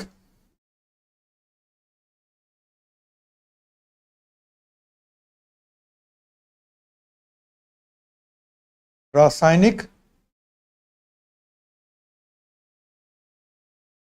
अभिक्रियाओं से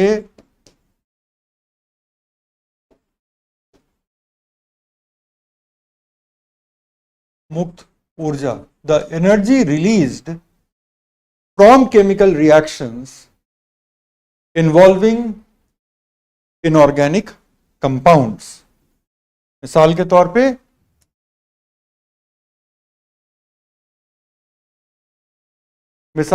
पे अगर हम बात करें NH3 ऑक्सीडाइज होगा, बनेगा NO2 माइनस, ऑक्सीडाइज होगा, बनेगा NO3 माइनस, और इन दोनों रिएक्शन में एनर्जी रिलीज होती है। एनर्जी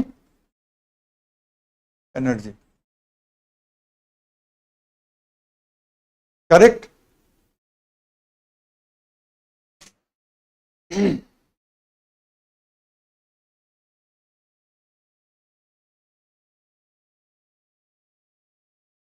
तो ये हो गए केमोलिथोट्रॉफ, ये हो गए फोटो ऑटोट्रॉफ या फोटो लिथोट्रॉफ।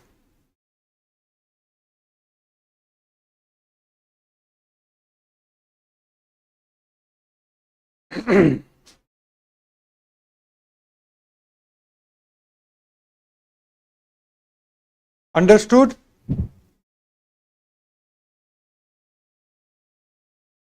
तो अब चीजें पता चल गई क्या कि लिथोट्रॉफी का मतलब क्या होता है।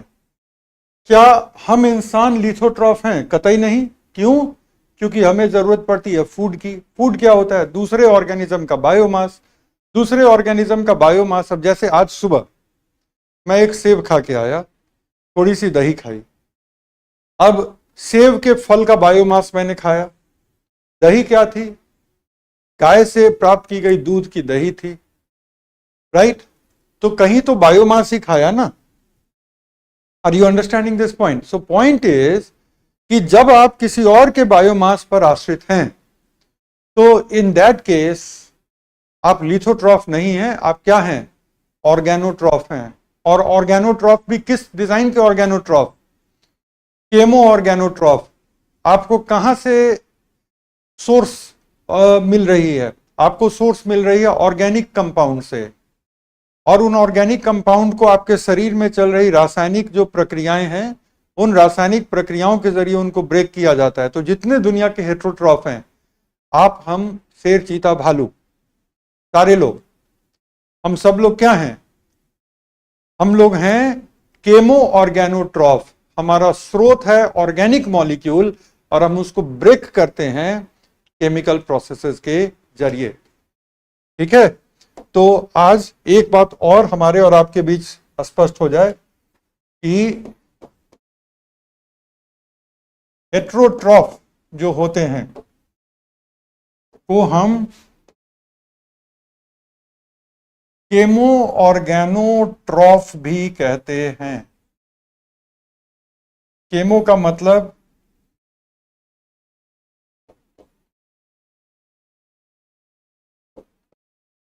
रासायनिक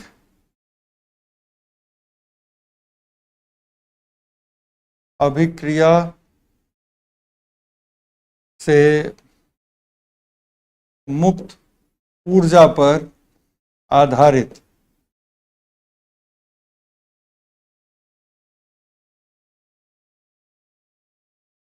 और ऑर्गेनो का मतलब रहेगा यहां पर, ऑर्गेनो का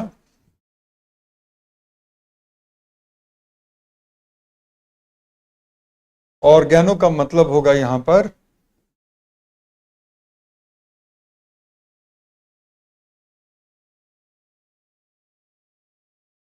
कार्बनिक रसायन। तो इसको ब्लू में लिख दिया है, शायद ये बहुत साफ सुथरा नहीं दिख रहा हो स्क्रीन पे, तो इसको व्हाइट ही कर देते हैं, कहीं कोई प्रॉब्लम नहीं होगी। डन। तो जितने हेट्रोट्रॉफ हैं वो सब के सब क्या हैं? केमो ऑर्गेनोट्रॉफ हैं, रासायनिक अभिक्रियाओं से मुक्त ऊर्जा पर आधारित। अब सवाल उठता है कि वो कौन सी रासायनिक अभिक्रिया है जो हमारे आपके बॉडी में चलती है जिससे कि ऊर्जा मुक्त होती है। ज्यादा लोग एकदम से जंप करके क्या बोलेंगे? पाचन। नहीं, पाचन बड़े बड़े फूड मॉलिक्यूल को छोटे छोटे फूड मॉलिक्यूल में बदलता है। तो क्या होगा? श्वसन इज दैट प्रोसेस। श्वसन वो प्रक्रिया है जिससे कि भोजन के माध्यम से आए कार्बनिक रसायन को ब्रेक किया जाता है और उसकी ऊर्जा को विमुक्त किया जाता है। Please right it down. इसके नीचे आप लिखेंगे श्वसन वह रासायनिक अभिक्रिया है, श्वसन वह रासायनिक अभिक्रिया है जो सभी कोशिकाओं में संचालित होती है, जो सभी कोशिकाओं में संचालित होती है और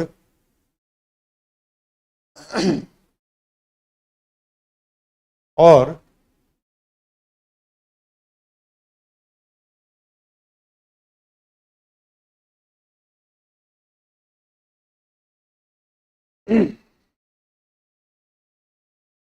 और इसका मुख्य काम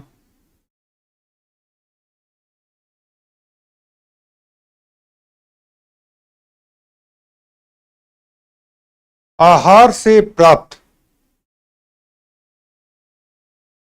इसका मुख्य काम आहार से प्राप्त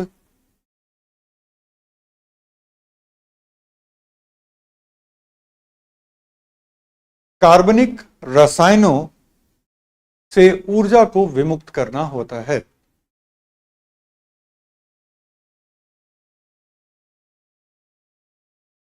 ऊर्जा को विमुक्त करना होता है।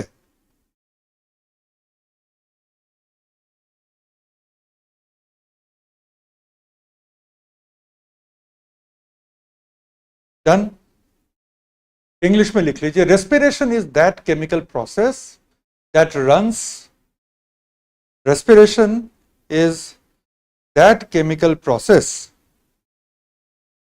which runs in almost all the cells of the body, in almost all the cells of the body, and its main function is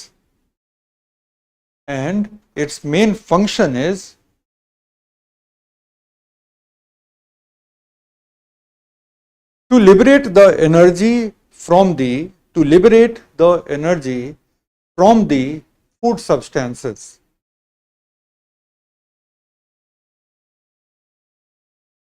From the food substances.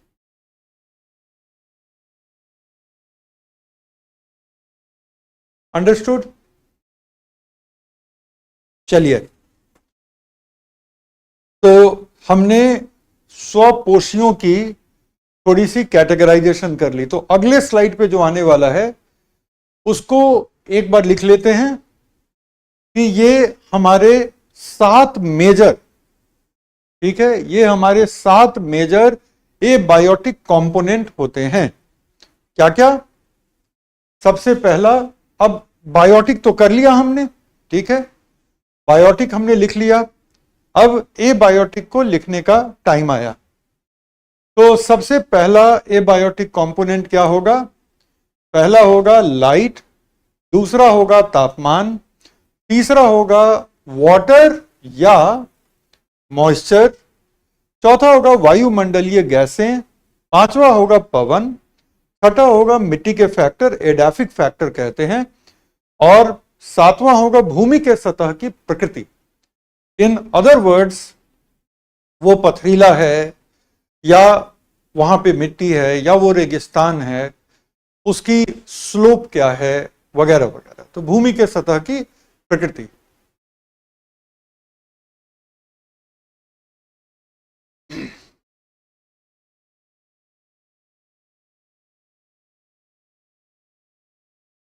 ठीक है, तो आप इसको बस नोट कर लीजिए, ये स्वतः स्पष्ट है और ये सही बात है कि ये पहले बताया है, लेकिन 7 पॉइंट लिख लेने से किसी को भी कोई नुकसान होता नहीं दिख रहा, इसलिए लिख लीजिए।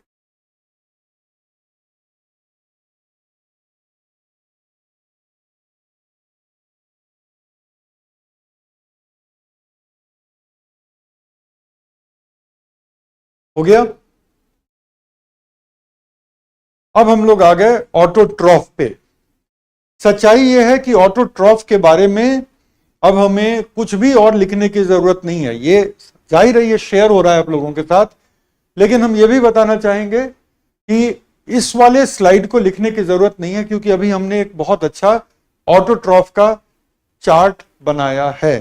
ठीक है, ऑटोट्रॉफ का चार्ट बनाया है, तो अब कोई जरूरत नहीं है, लेकिन इसको जरा देख लो।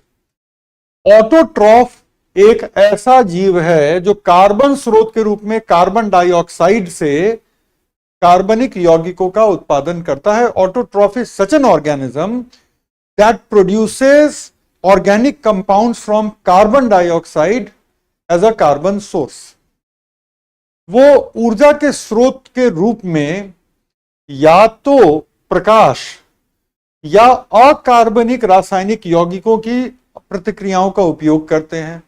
किसको नहीं पता, अभी अभी हमने बहुत अच्छा चार्ट बनाया। उदाहरणों में पौधे, शैवाल, साइनोबैक्टीरिया और कुछ यू बैक्टीरिया शामिल हैं। यू बैक्टीरिया का मतलब थोड़े एडवांस टाइप के बैक्टीरिया।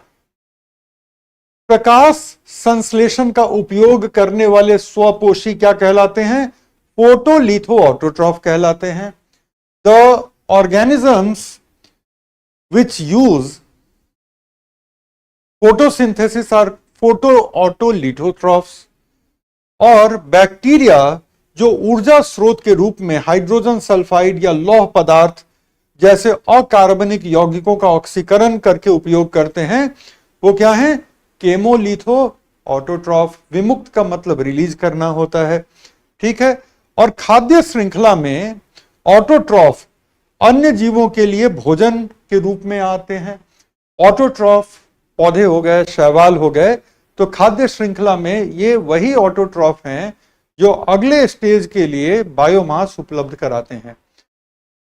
तो पूरी की पूरी इकोसिस्टम की खाद्य श्रृंखला किस पर आश्रित है? ऑटोट्रॉफ पर आधारित है। और ऑटोट्रॉफ किस पर आधारित हैं? ऑटोट्रॉफ को चाहिए 3: sunshine, carbon dioxide and water. Understood?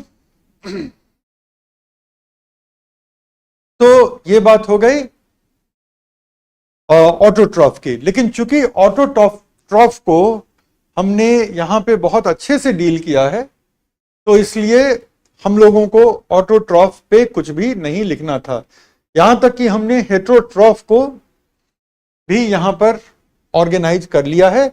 और इसके पहले अगर हम देखें तो ऑटोट्रॉफ के बारे में इनकी टाइपिफिकेशन हो गई, फिर ऑटोट्रॉफ किसको कहते हैं और ऑटोट्रॉफ में किस किस तरह के ऑर्गेनिज्म आते हैं, ये सब कुछ हो गया। तो जैसा कि मैं बता रहा था कि ये वाले स्लाइड को कोई नहीं लिखेगा, ये वाला जो स्लाइड है इसको लिखने की जरूरत नहीं है।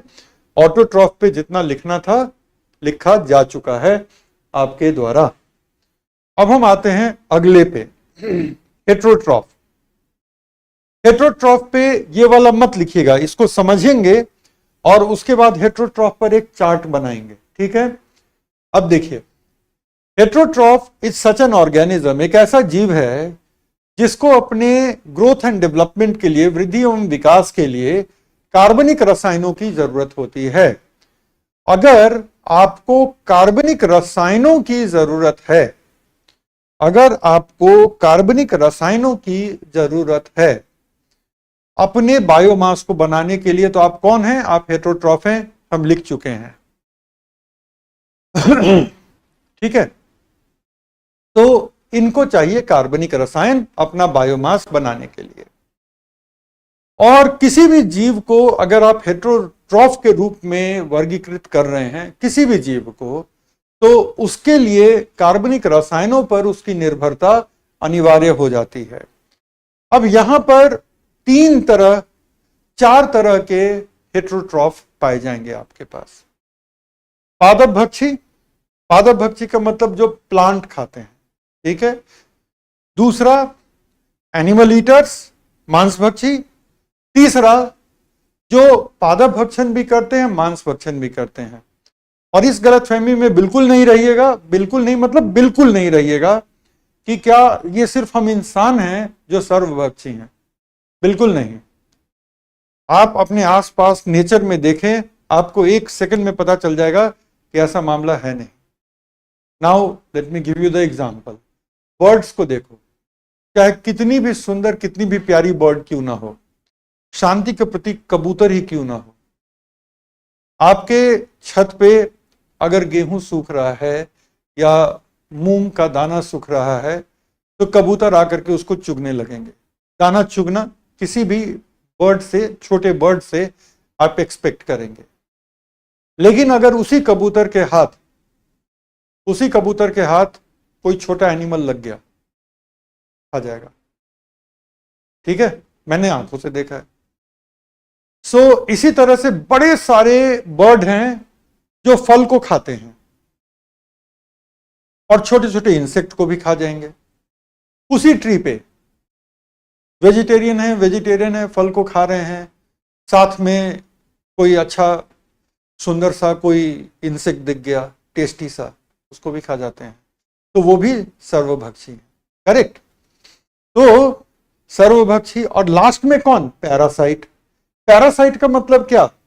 जो लंबे समय तक अपने होस्ट के साथ कांटेक्ट में रहे, ठीक है, जो लंबे समय तक अपने होस्ट के साथ कांटेक्ट में रहे और वहां से धीरे धीरे न्यूट्रिएंट का, पोषक पदार्थों का अवशोषण करता रहे, दोहन करता रहे, उसको हम क्या कहेंगे? उसको हम कहेंगे पैरासाइट। जैसे कि हम लोग कहते हैं ना कि इस बच्चे के पेट में कीड़ा हो गया है, तो डॉक्टर वर्म की दवा लिखते हैं, स्कूलों में डीवर्मिंग की मेडिसिन दी जाती है फ्री ऑफ कॉस्ट। ये सारी चीजें होती हैं। सो वो कीड़ा क्या है? वो वर्म है, कृमि है, और वो लंबे वक्त तक बच्चे के डाइजेस्टिव सिस्टम में रहेगा और थोड़ा थोड़ा वहां से ब्लड भी लेता है। ऐसा नहीं है कि सिर्फ खाना ही खाता है, और खाना भी चुराता है, राइट। अच्छा, कुछ लोग टेस्टी इंसेक्ट पे हंस रहे हैं। अरे बर्ड की निगाहों से देखो ना, तुम अपनी निगाहों से क्यों देख रहे हो? बर्ड की निगाहों से देखो, तब आपको समझ में आएगा कि बर्ड को टेस्टी इंसेक्ट दिखेंगे, ठीक है। क्या गिलहरी भी सर्वभक्षी है? बड़ी वाली गिलहरियां सर्वभक्षी होती हैं, लेकिन गिलहरी का जो फर्स्ट फूड है वो है सीड, ठीक है। गिलहरियों का जो फर्स्ट फूड है वो है सीड, और कुछ तरह के फल भी। कुछ लोग कह रहे हैं कि मैं बर्ड को खाना भी खिलाती हूँ, पानी भी पिलाती हूँ, और आपका खाना खा करके वो बाहर जाएगा, कोई उसको टेस्टी इंसेक्ट दिख जाएगा, वो भी खा लेगा, और आपके सामने आकर के वो ऐसा बिहेव करेगा कि वो वेजिटेरियन बर्ड है, राइट। तो ऐसा भी होता है, राइट। अब चलो वापस आते हैं। सो इसका हम लोग एक फ्लो चार्ट बनाएंगे।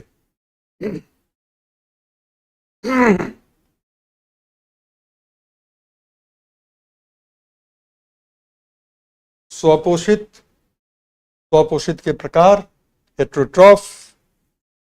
सो अगर हम हेट्रोट्रॉफ की बात करें तो सबसे पहला दूसरे जीवों के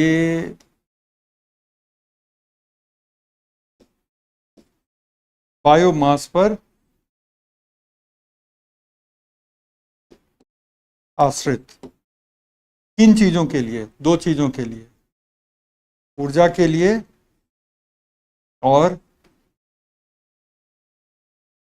स्वयं के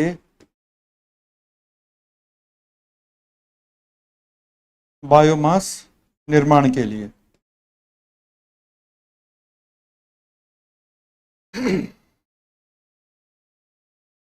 dependent on other organisms biomass.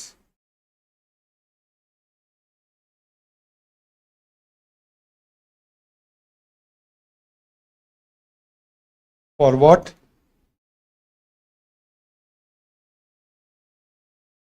For building own biomass और for the purposes of drawing energy. Energy भी तो चाहिए ना। एनर्जी नहीं होती तो ये क्लास भी नहीं हो पाती, है ना। तो एनर्जी भी चाहिए और साथ ही साथ बायोमास भी बनाना है।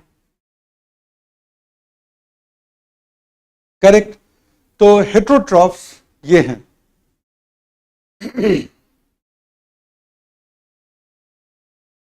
आपस में बात मत करिए।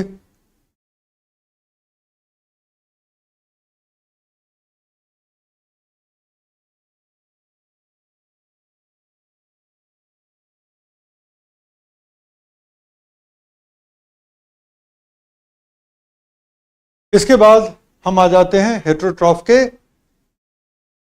टाइप्स पर। तो टाइप्स में हमने क्या क्या देखा है? टाइप्स में हमने देखा है हर्बीवोर्स,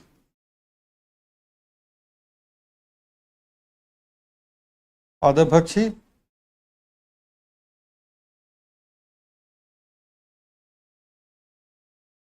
कार्निवोर्स, मांसभक्षी,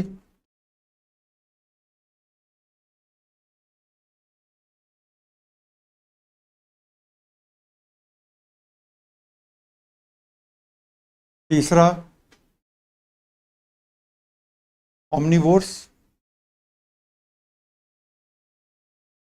सर्वभक्षी, और चौथा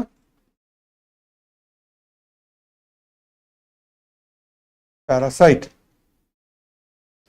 परजीवी। अच्छा,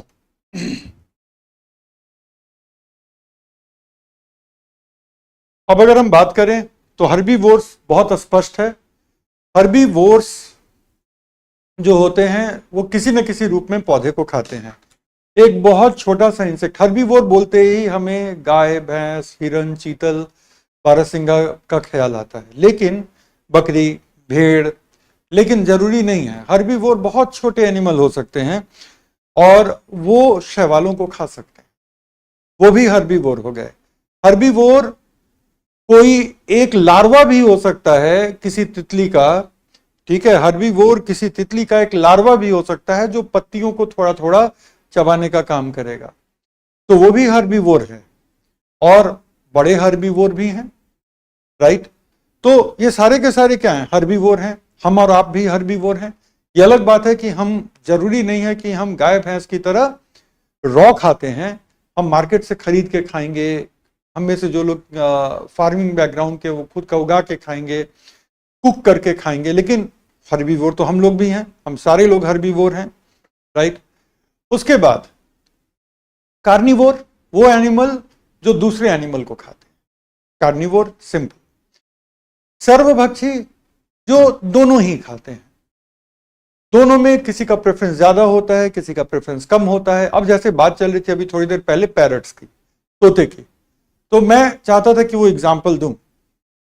जब फॉरेस्ट में फ्रूट्स होते हैं तो तोते मोस्टली फ्रूट्स पे डिपेंड करते हैं, फ्रूट्स पे, ठीक है। जब फॉरेस्ट में फ्रूट्स होते हैं तो तोते मोस्टली फ्रूट पे डिपेंड करते हैं। लेकिन एट द सेम टाइम आप ये उम्मीद करें कि वो पूरे साल फ्रूट खा के रहें, तो फिर ऐसा भी सीजन आता है जो तोते के पसंद के फ्रूट हैं उसको वो नहीं मिलता, तब वो क्या खाएगा? छोटे छोटे एनिमल को खाता है। तो जस्ट बिकॉज कि हम तोते को पालतू बना के रखते हैं, तोते को तमाम अच्छी अच्छी चीजें, कई बार धार्मिक चीजें बोलना सिखा देते हैं, तो ऐसा मतलब नहीं है कि तोता जो है वो मांसाहारी नहीं है। तोता एक पालतू पक्षी है, लेकिन पहले वो पक्षी है, बाद में वो पालतू है, ठीक है। तो पक्षी पहले है, जब वो वाइल्ड में रहेगा तो जब उसको फ्रूट अवेलेबल होगा तो फ्रूट खाएगा, नहीं अवेलेबल होगा, जो अवेलेबल होगा वो खाएगा। जंगल का ये नियम है, जीवः जीवस्य भोजनम, राइट। एक जीव दूसरे जीव का भोजन है। सो अब हम आते हैं परजीवियों पर। परजीवियों की थोड़ी बात हो चुकी है परजीविता के संदर्भ में, लेकिन फिर भी, ठीक है, फिर भी थोड़ी बात हम लोग कर लेते हैं।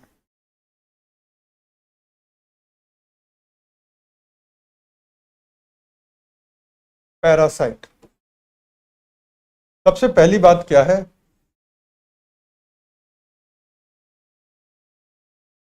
किसी अन्य जीव के साथ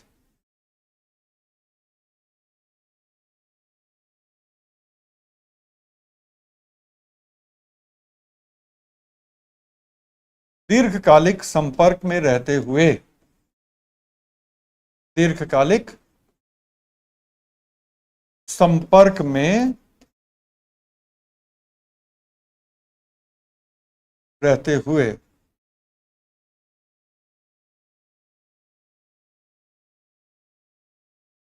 पोषक पदार्थों का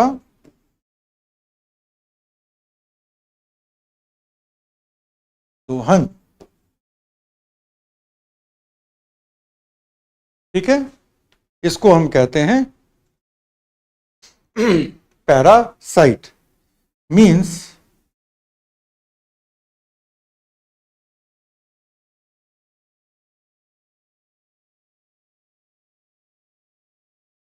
ड्राइंग, अरे ये क्या हुआ? अच्छा सॉरी, ये तो कुछ ज्यादा ही बड़ा ड्राइंग हो गया, इसको हटा देता हूं। Drawing nutrition from some other species by being in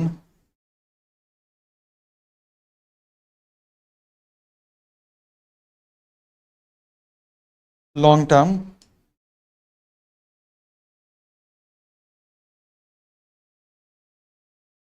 contact, कि किसी के साथ लंबे समय तक संपर्क में रह करके और पोषक पदार्थों का, ठीक है,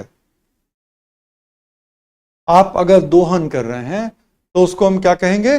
उसको हम कहेंगे परजीविता। तो इसमें दो कंपोनेंट होते हैं, इसमें दो कंपोनेंट होते हैं।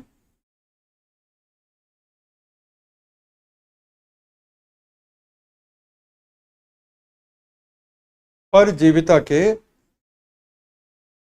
दो घटक। अच्छा, वो क्या क्या दो घटक हैं? पहला है परजीवी, राइट,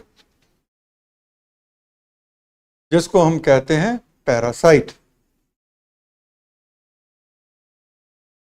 और दूसरा जिसको हम कहते हैं आश्रयदाता, जो कि कहलाता है होस्ट। गूगल ट्रांसलेट करोगे तो मिलेगा मेजबान। तो भाई कोई भी जानबूझ करके पैरासाइट की मेजबानी नहीं करता कि आइए आपको हम अपना बेस्ट पॉसिबल न्यूट्रिएंट देते हैं, अपना ब्लड आपको देते हैं। वैसा कुछ भी नहीं, ठीक है। मेजबान नहीं होता है, मजबूरन उसको आश्रय देना पड़ता है, ठीक है।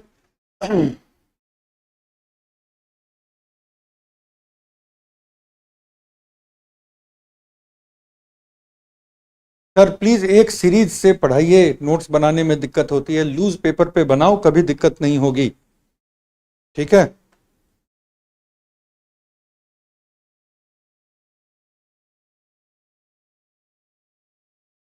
सो परजीविता के दो घटक, पैरासाइट जो कि ऐसा करेगा, और आश्रयदाता होस्ट। आश्रयदाता होस्ट जो है वो बेसिकली एक्सप्लॉइट होगा। लेकिन दो तरह के पैरासाइट होते हैं, ठीक है, लेकिन दो तरह के पैरासाइट होते हैं। तो अर्जुन सिंह कह रहे हैं सर सब रिपीट क्यों हो रहा है। अर्जुन जल्दी से बता दो तो, दोनों तरह के पैरासाइट क्या क्या होते हैं बाबू, बता दो एक बार। अर्जुन सिंह सर सब रिपीट क्यों हो रहा है, बहुत बेचैनी है। बिल्कुल जल्दी से बता दो बाबू कि दो तरह के पैरासाइट क्या क्या होते हैं। मैं वेट कर रहा हूं, जरा जरा पानी वानी पी लूं। हमारे क्लास में एक से बढ़कर एक भयंकर ज्ञानी लोग हैं जो टीका टिप्पणी करते रहते हैं।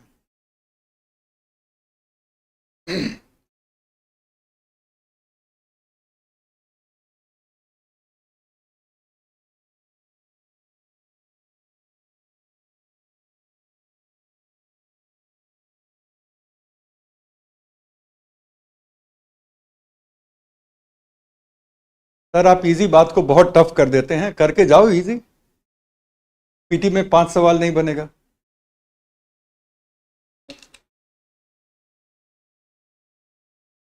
एक से बढ़कर एक मेरे क्लास में जो है सो ज्ञानी लोग बैठे हुए हैं, एक से बढ़कर एक।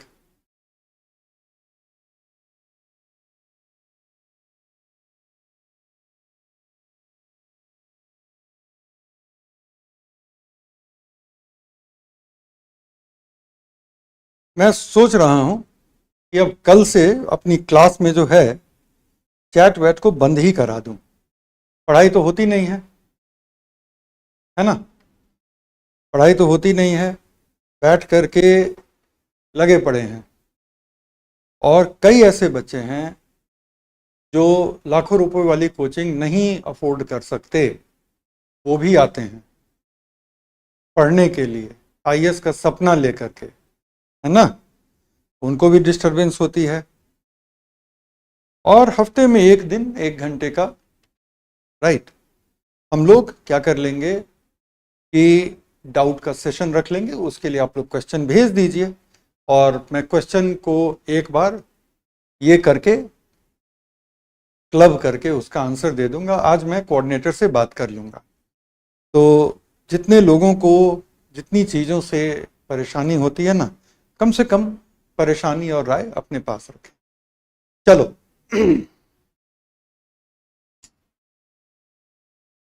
अब अगर हम बात कर लें पैरासाइट के टाइप की, तो ऑब्लिगेट और फैकल्टेटिव। तो कुछ लोगों ने क्या किया कि अभी पीपीटी पे भी था ऑब्लिगेट एंड फैकल्टेटिव, है ना, और गूगल पे तो सब कुछ रहता है, तो ये जवाब दे दिया। अब जरा हम लोग बात कर लें कि ऑब्लिगेट क्या होता है और फैकल्टेटिव क्या होता है, ठीक है। ऑब्लिगेट और फैकल्टेटिव को लेकर के कई सारे टीचर लोग भी कंफ्यूज रहते हैं। तो इसलिए जो है अब इन चीज़ों को थोड़ा सा समझ लेते हैं कि ऑब्लिगेट और फैकल्टेटिव का मतलब क्या होता है। ऑब्लिगेट पैरासाइट का मतलब क्या होता है कि वो अनिवार्यतः पैरासाइट है, अनिवार्यतः कोई और तरीका ही नहीं है उसके पास जीने का सिवा पैरासाइट होने के। उसके पास सिवा पैरासाइट होने के जीने का कोई और तरीका नहीं है। गेहूं में एक बीमारी लग जाती है जिसको हम कहते हैं रस्ट डिजीज। तो रस्ट डिजीज जो लगती है ना, एक कवक की वजह से लगती है, और वो कवक का नाम है पक्सीनिया। पक्सीनिया अगर जिंदा रहेगा तो गेहूं पर पैरासाइट बन के, या एक दूसरा प्लांट है बारबेरिस, तो बारबेरिस पर पैरासाइट बन के रहेगा, और नहीं तो पक्सीनिया नहीं जिंदा रहेगा। वो क्या हुआ? ऑब्लिगेट पैरासाइट हुआ। ठीक है, तो ऑब्लिगेट पैरासाइट का मतलब है वो अनिवार्यतः पैरासाइट है। ठीक है, वो अनिवार्यतः पैरासाइट है। और दूसरा, अच्छा दीमक बड़ा इंटरेस्टिंग है, दीमक पैरासाइट नहीं होता। ठीक है, दीमक पैरासाइट नहीं होता, दीमक के बारे में कभी और बात करेंगे। लेकिन और उसके बाद हम आते हैं जिसको कि हम कहते हैं फैकल्टेटिव। ठीक है, जिसको कि हम कहते हैं फैकल्टेटिव। तो फैकल्टेटिव वो होते हैं जो सामान्यतः, फैकल्टेटिव वो होते हैं जो सामान्यतः पादप भक्षी हो सकते हैं, मांस भक्षी हो सकते हैं, राइट। लेकिन अगर उनको उनका फूड नहीं मिला, अगर उनको उनका फूड नहीं मिला, तो वैसी परिस्थिति में वो पैरासाइट बन जाते हैं। ठीक है, या सामान्यतः उनके अंदर ये क्षमता है, ठीक है, कि वो किसी के साथ एसोसिएट वगैरह करके अपना काम चला लें बिना पैरासिटिज्म के। लेकिन परिस्थिति की वजह से अगर उन्हें पैरासाइट बनना पड़े, तब उसको हम फैकल्टेटिव पैरासाइट कहते हैं। तो ऑब्लिगेट का मतलब होता है अनिवार्यतः वो पैरासाइट है, और फैकल्टेटिव का मतलब होता है परिस्थितिवश वो पैरासाइट है।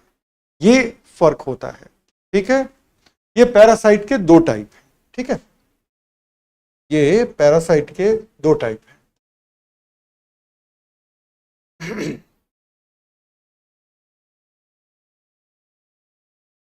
पैरासाइट के दो टाइप।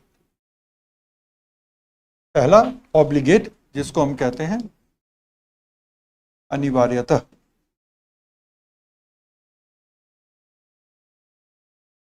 और ये है परिस्थितिवश।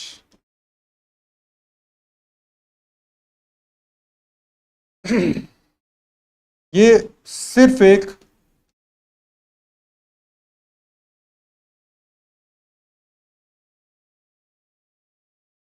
परजीवी के रूप में रहेगा। ठीक है, ये सिर्फ और सिर्फ एक परजीवी के रूप में रहेगा, जबकि ये जो है ये कई बार पादपभक्षी हो सकते हैं, या कई बार मृतभक्षी हो सकते हैं। मृतभक्षी का मतलब क्या? जो डेड एंड वेस्ट मैटर पे सरवाइव करते हैं। ये क्या है? सामान्यता। लेकिन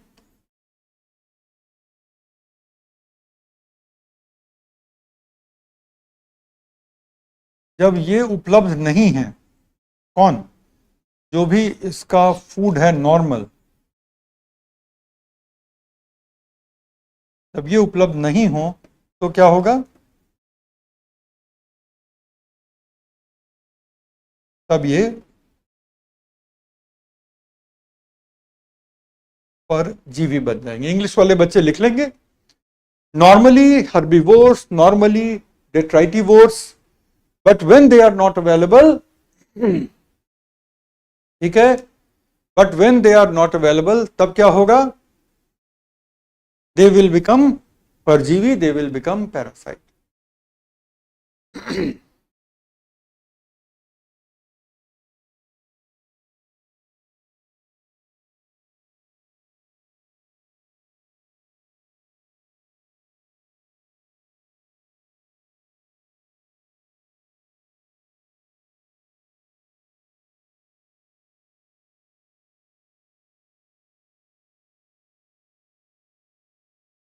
ऑल राइट,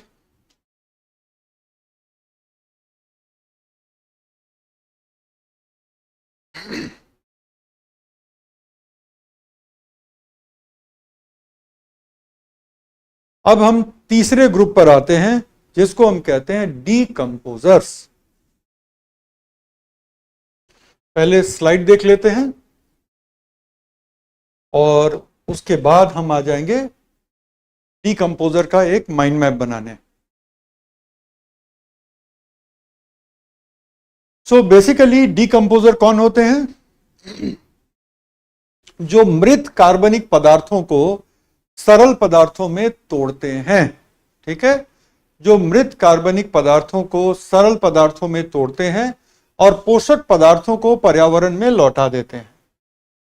तो इस तरह से वो पोषक तत्वों के पुनर्चक्रण और कार्बनिक पदार्थों को ऐसे रूप में तोड़ने में भूमिका निभाते हैं जिनका दूसरे जीवों के द्वारा फिर से उपयोग किया जा सकता है। और डीकंपोजर में कुछ बैक्टीरिया, कुछ फंजाई, प्रोटोजोआ और कुछ केंचुए, मिलीपेड वगैरह शामिल हैं। अगर मिलीपेड के बारे में सोच रहे हैं कि मिलीपेड क्या होते हैं, तो ये रहा केंचुआ, ये रहा मिलीपेड। ठीक है, मिलीपेड देखा होगा आपने। अगर गौर से मिट्टी को आप देखें, है ना, गौर से आप अगर मिट्टी को देखें तो ये ऐसा दिखेगा। अच्छा, फैकल्टेटिव का कोई एग्जाम्पल बता दीजिए। एक कवक होता है जिसका नाम है पेनिसिलियम, जिससे पेनिसिलिन मेडिसिन मिलती है, एंटीबायोटिक होती है पेनिसिलिन। तो पेनिसिलियम जो कवक होता है ना, वो सामान्यतः वो मृतभक्षी है, लेकिन अगर उसको उस तरह का मृत पदार्थ नहीं मिला और कुछ पौधे मिल गए या कुछ छोटे एनिमल मिल गए तो उसको वो इन्फेक्ट कर देगा पेनिसिलियम और परजीवी हो जाएगा। ठीक है, तो ये केंचुआ है और ये मिलीपेड है। तो हम यहां पर क्या सीख रहे हैं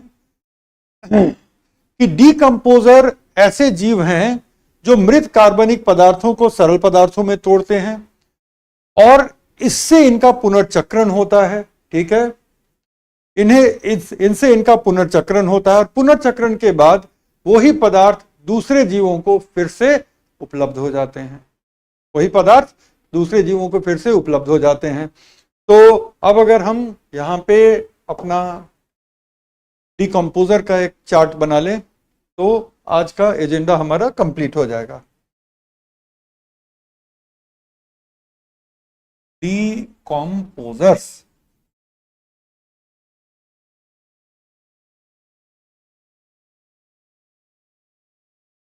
अपघटनकारी जीव। ठीक है, ये क्या करते हैं? जटिल जैविक पदार्थों को, जटिल जैविक पदार्थ का मतलब प्रोटीन, दूसरे बायोमास वगैरह। ठीक है,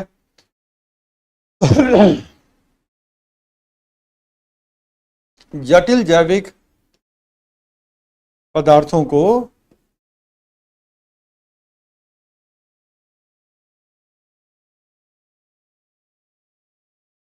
सरल रूप में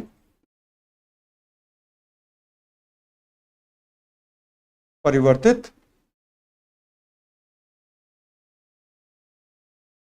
करते हैं। Convert complex biological matter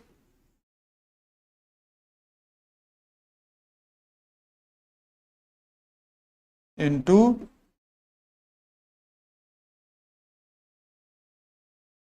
simpler substances।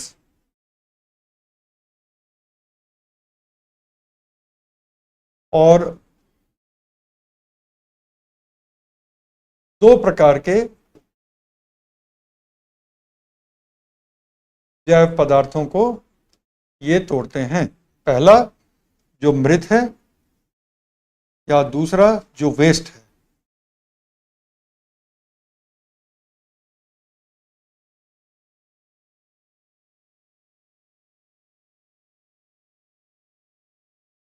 और इसमें मुख्यतः आते हैं कई जीवाणु,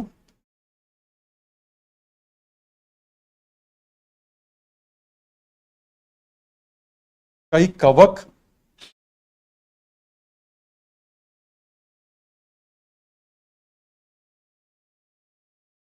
कई छोटे जंतु, लाइक केंचुए,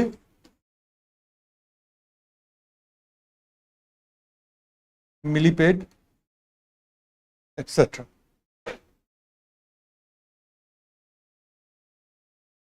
सो ये दोनों तो इंग्लिश में है ही। यहां पे many bacteria, many fungi and many small animals.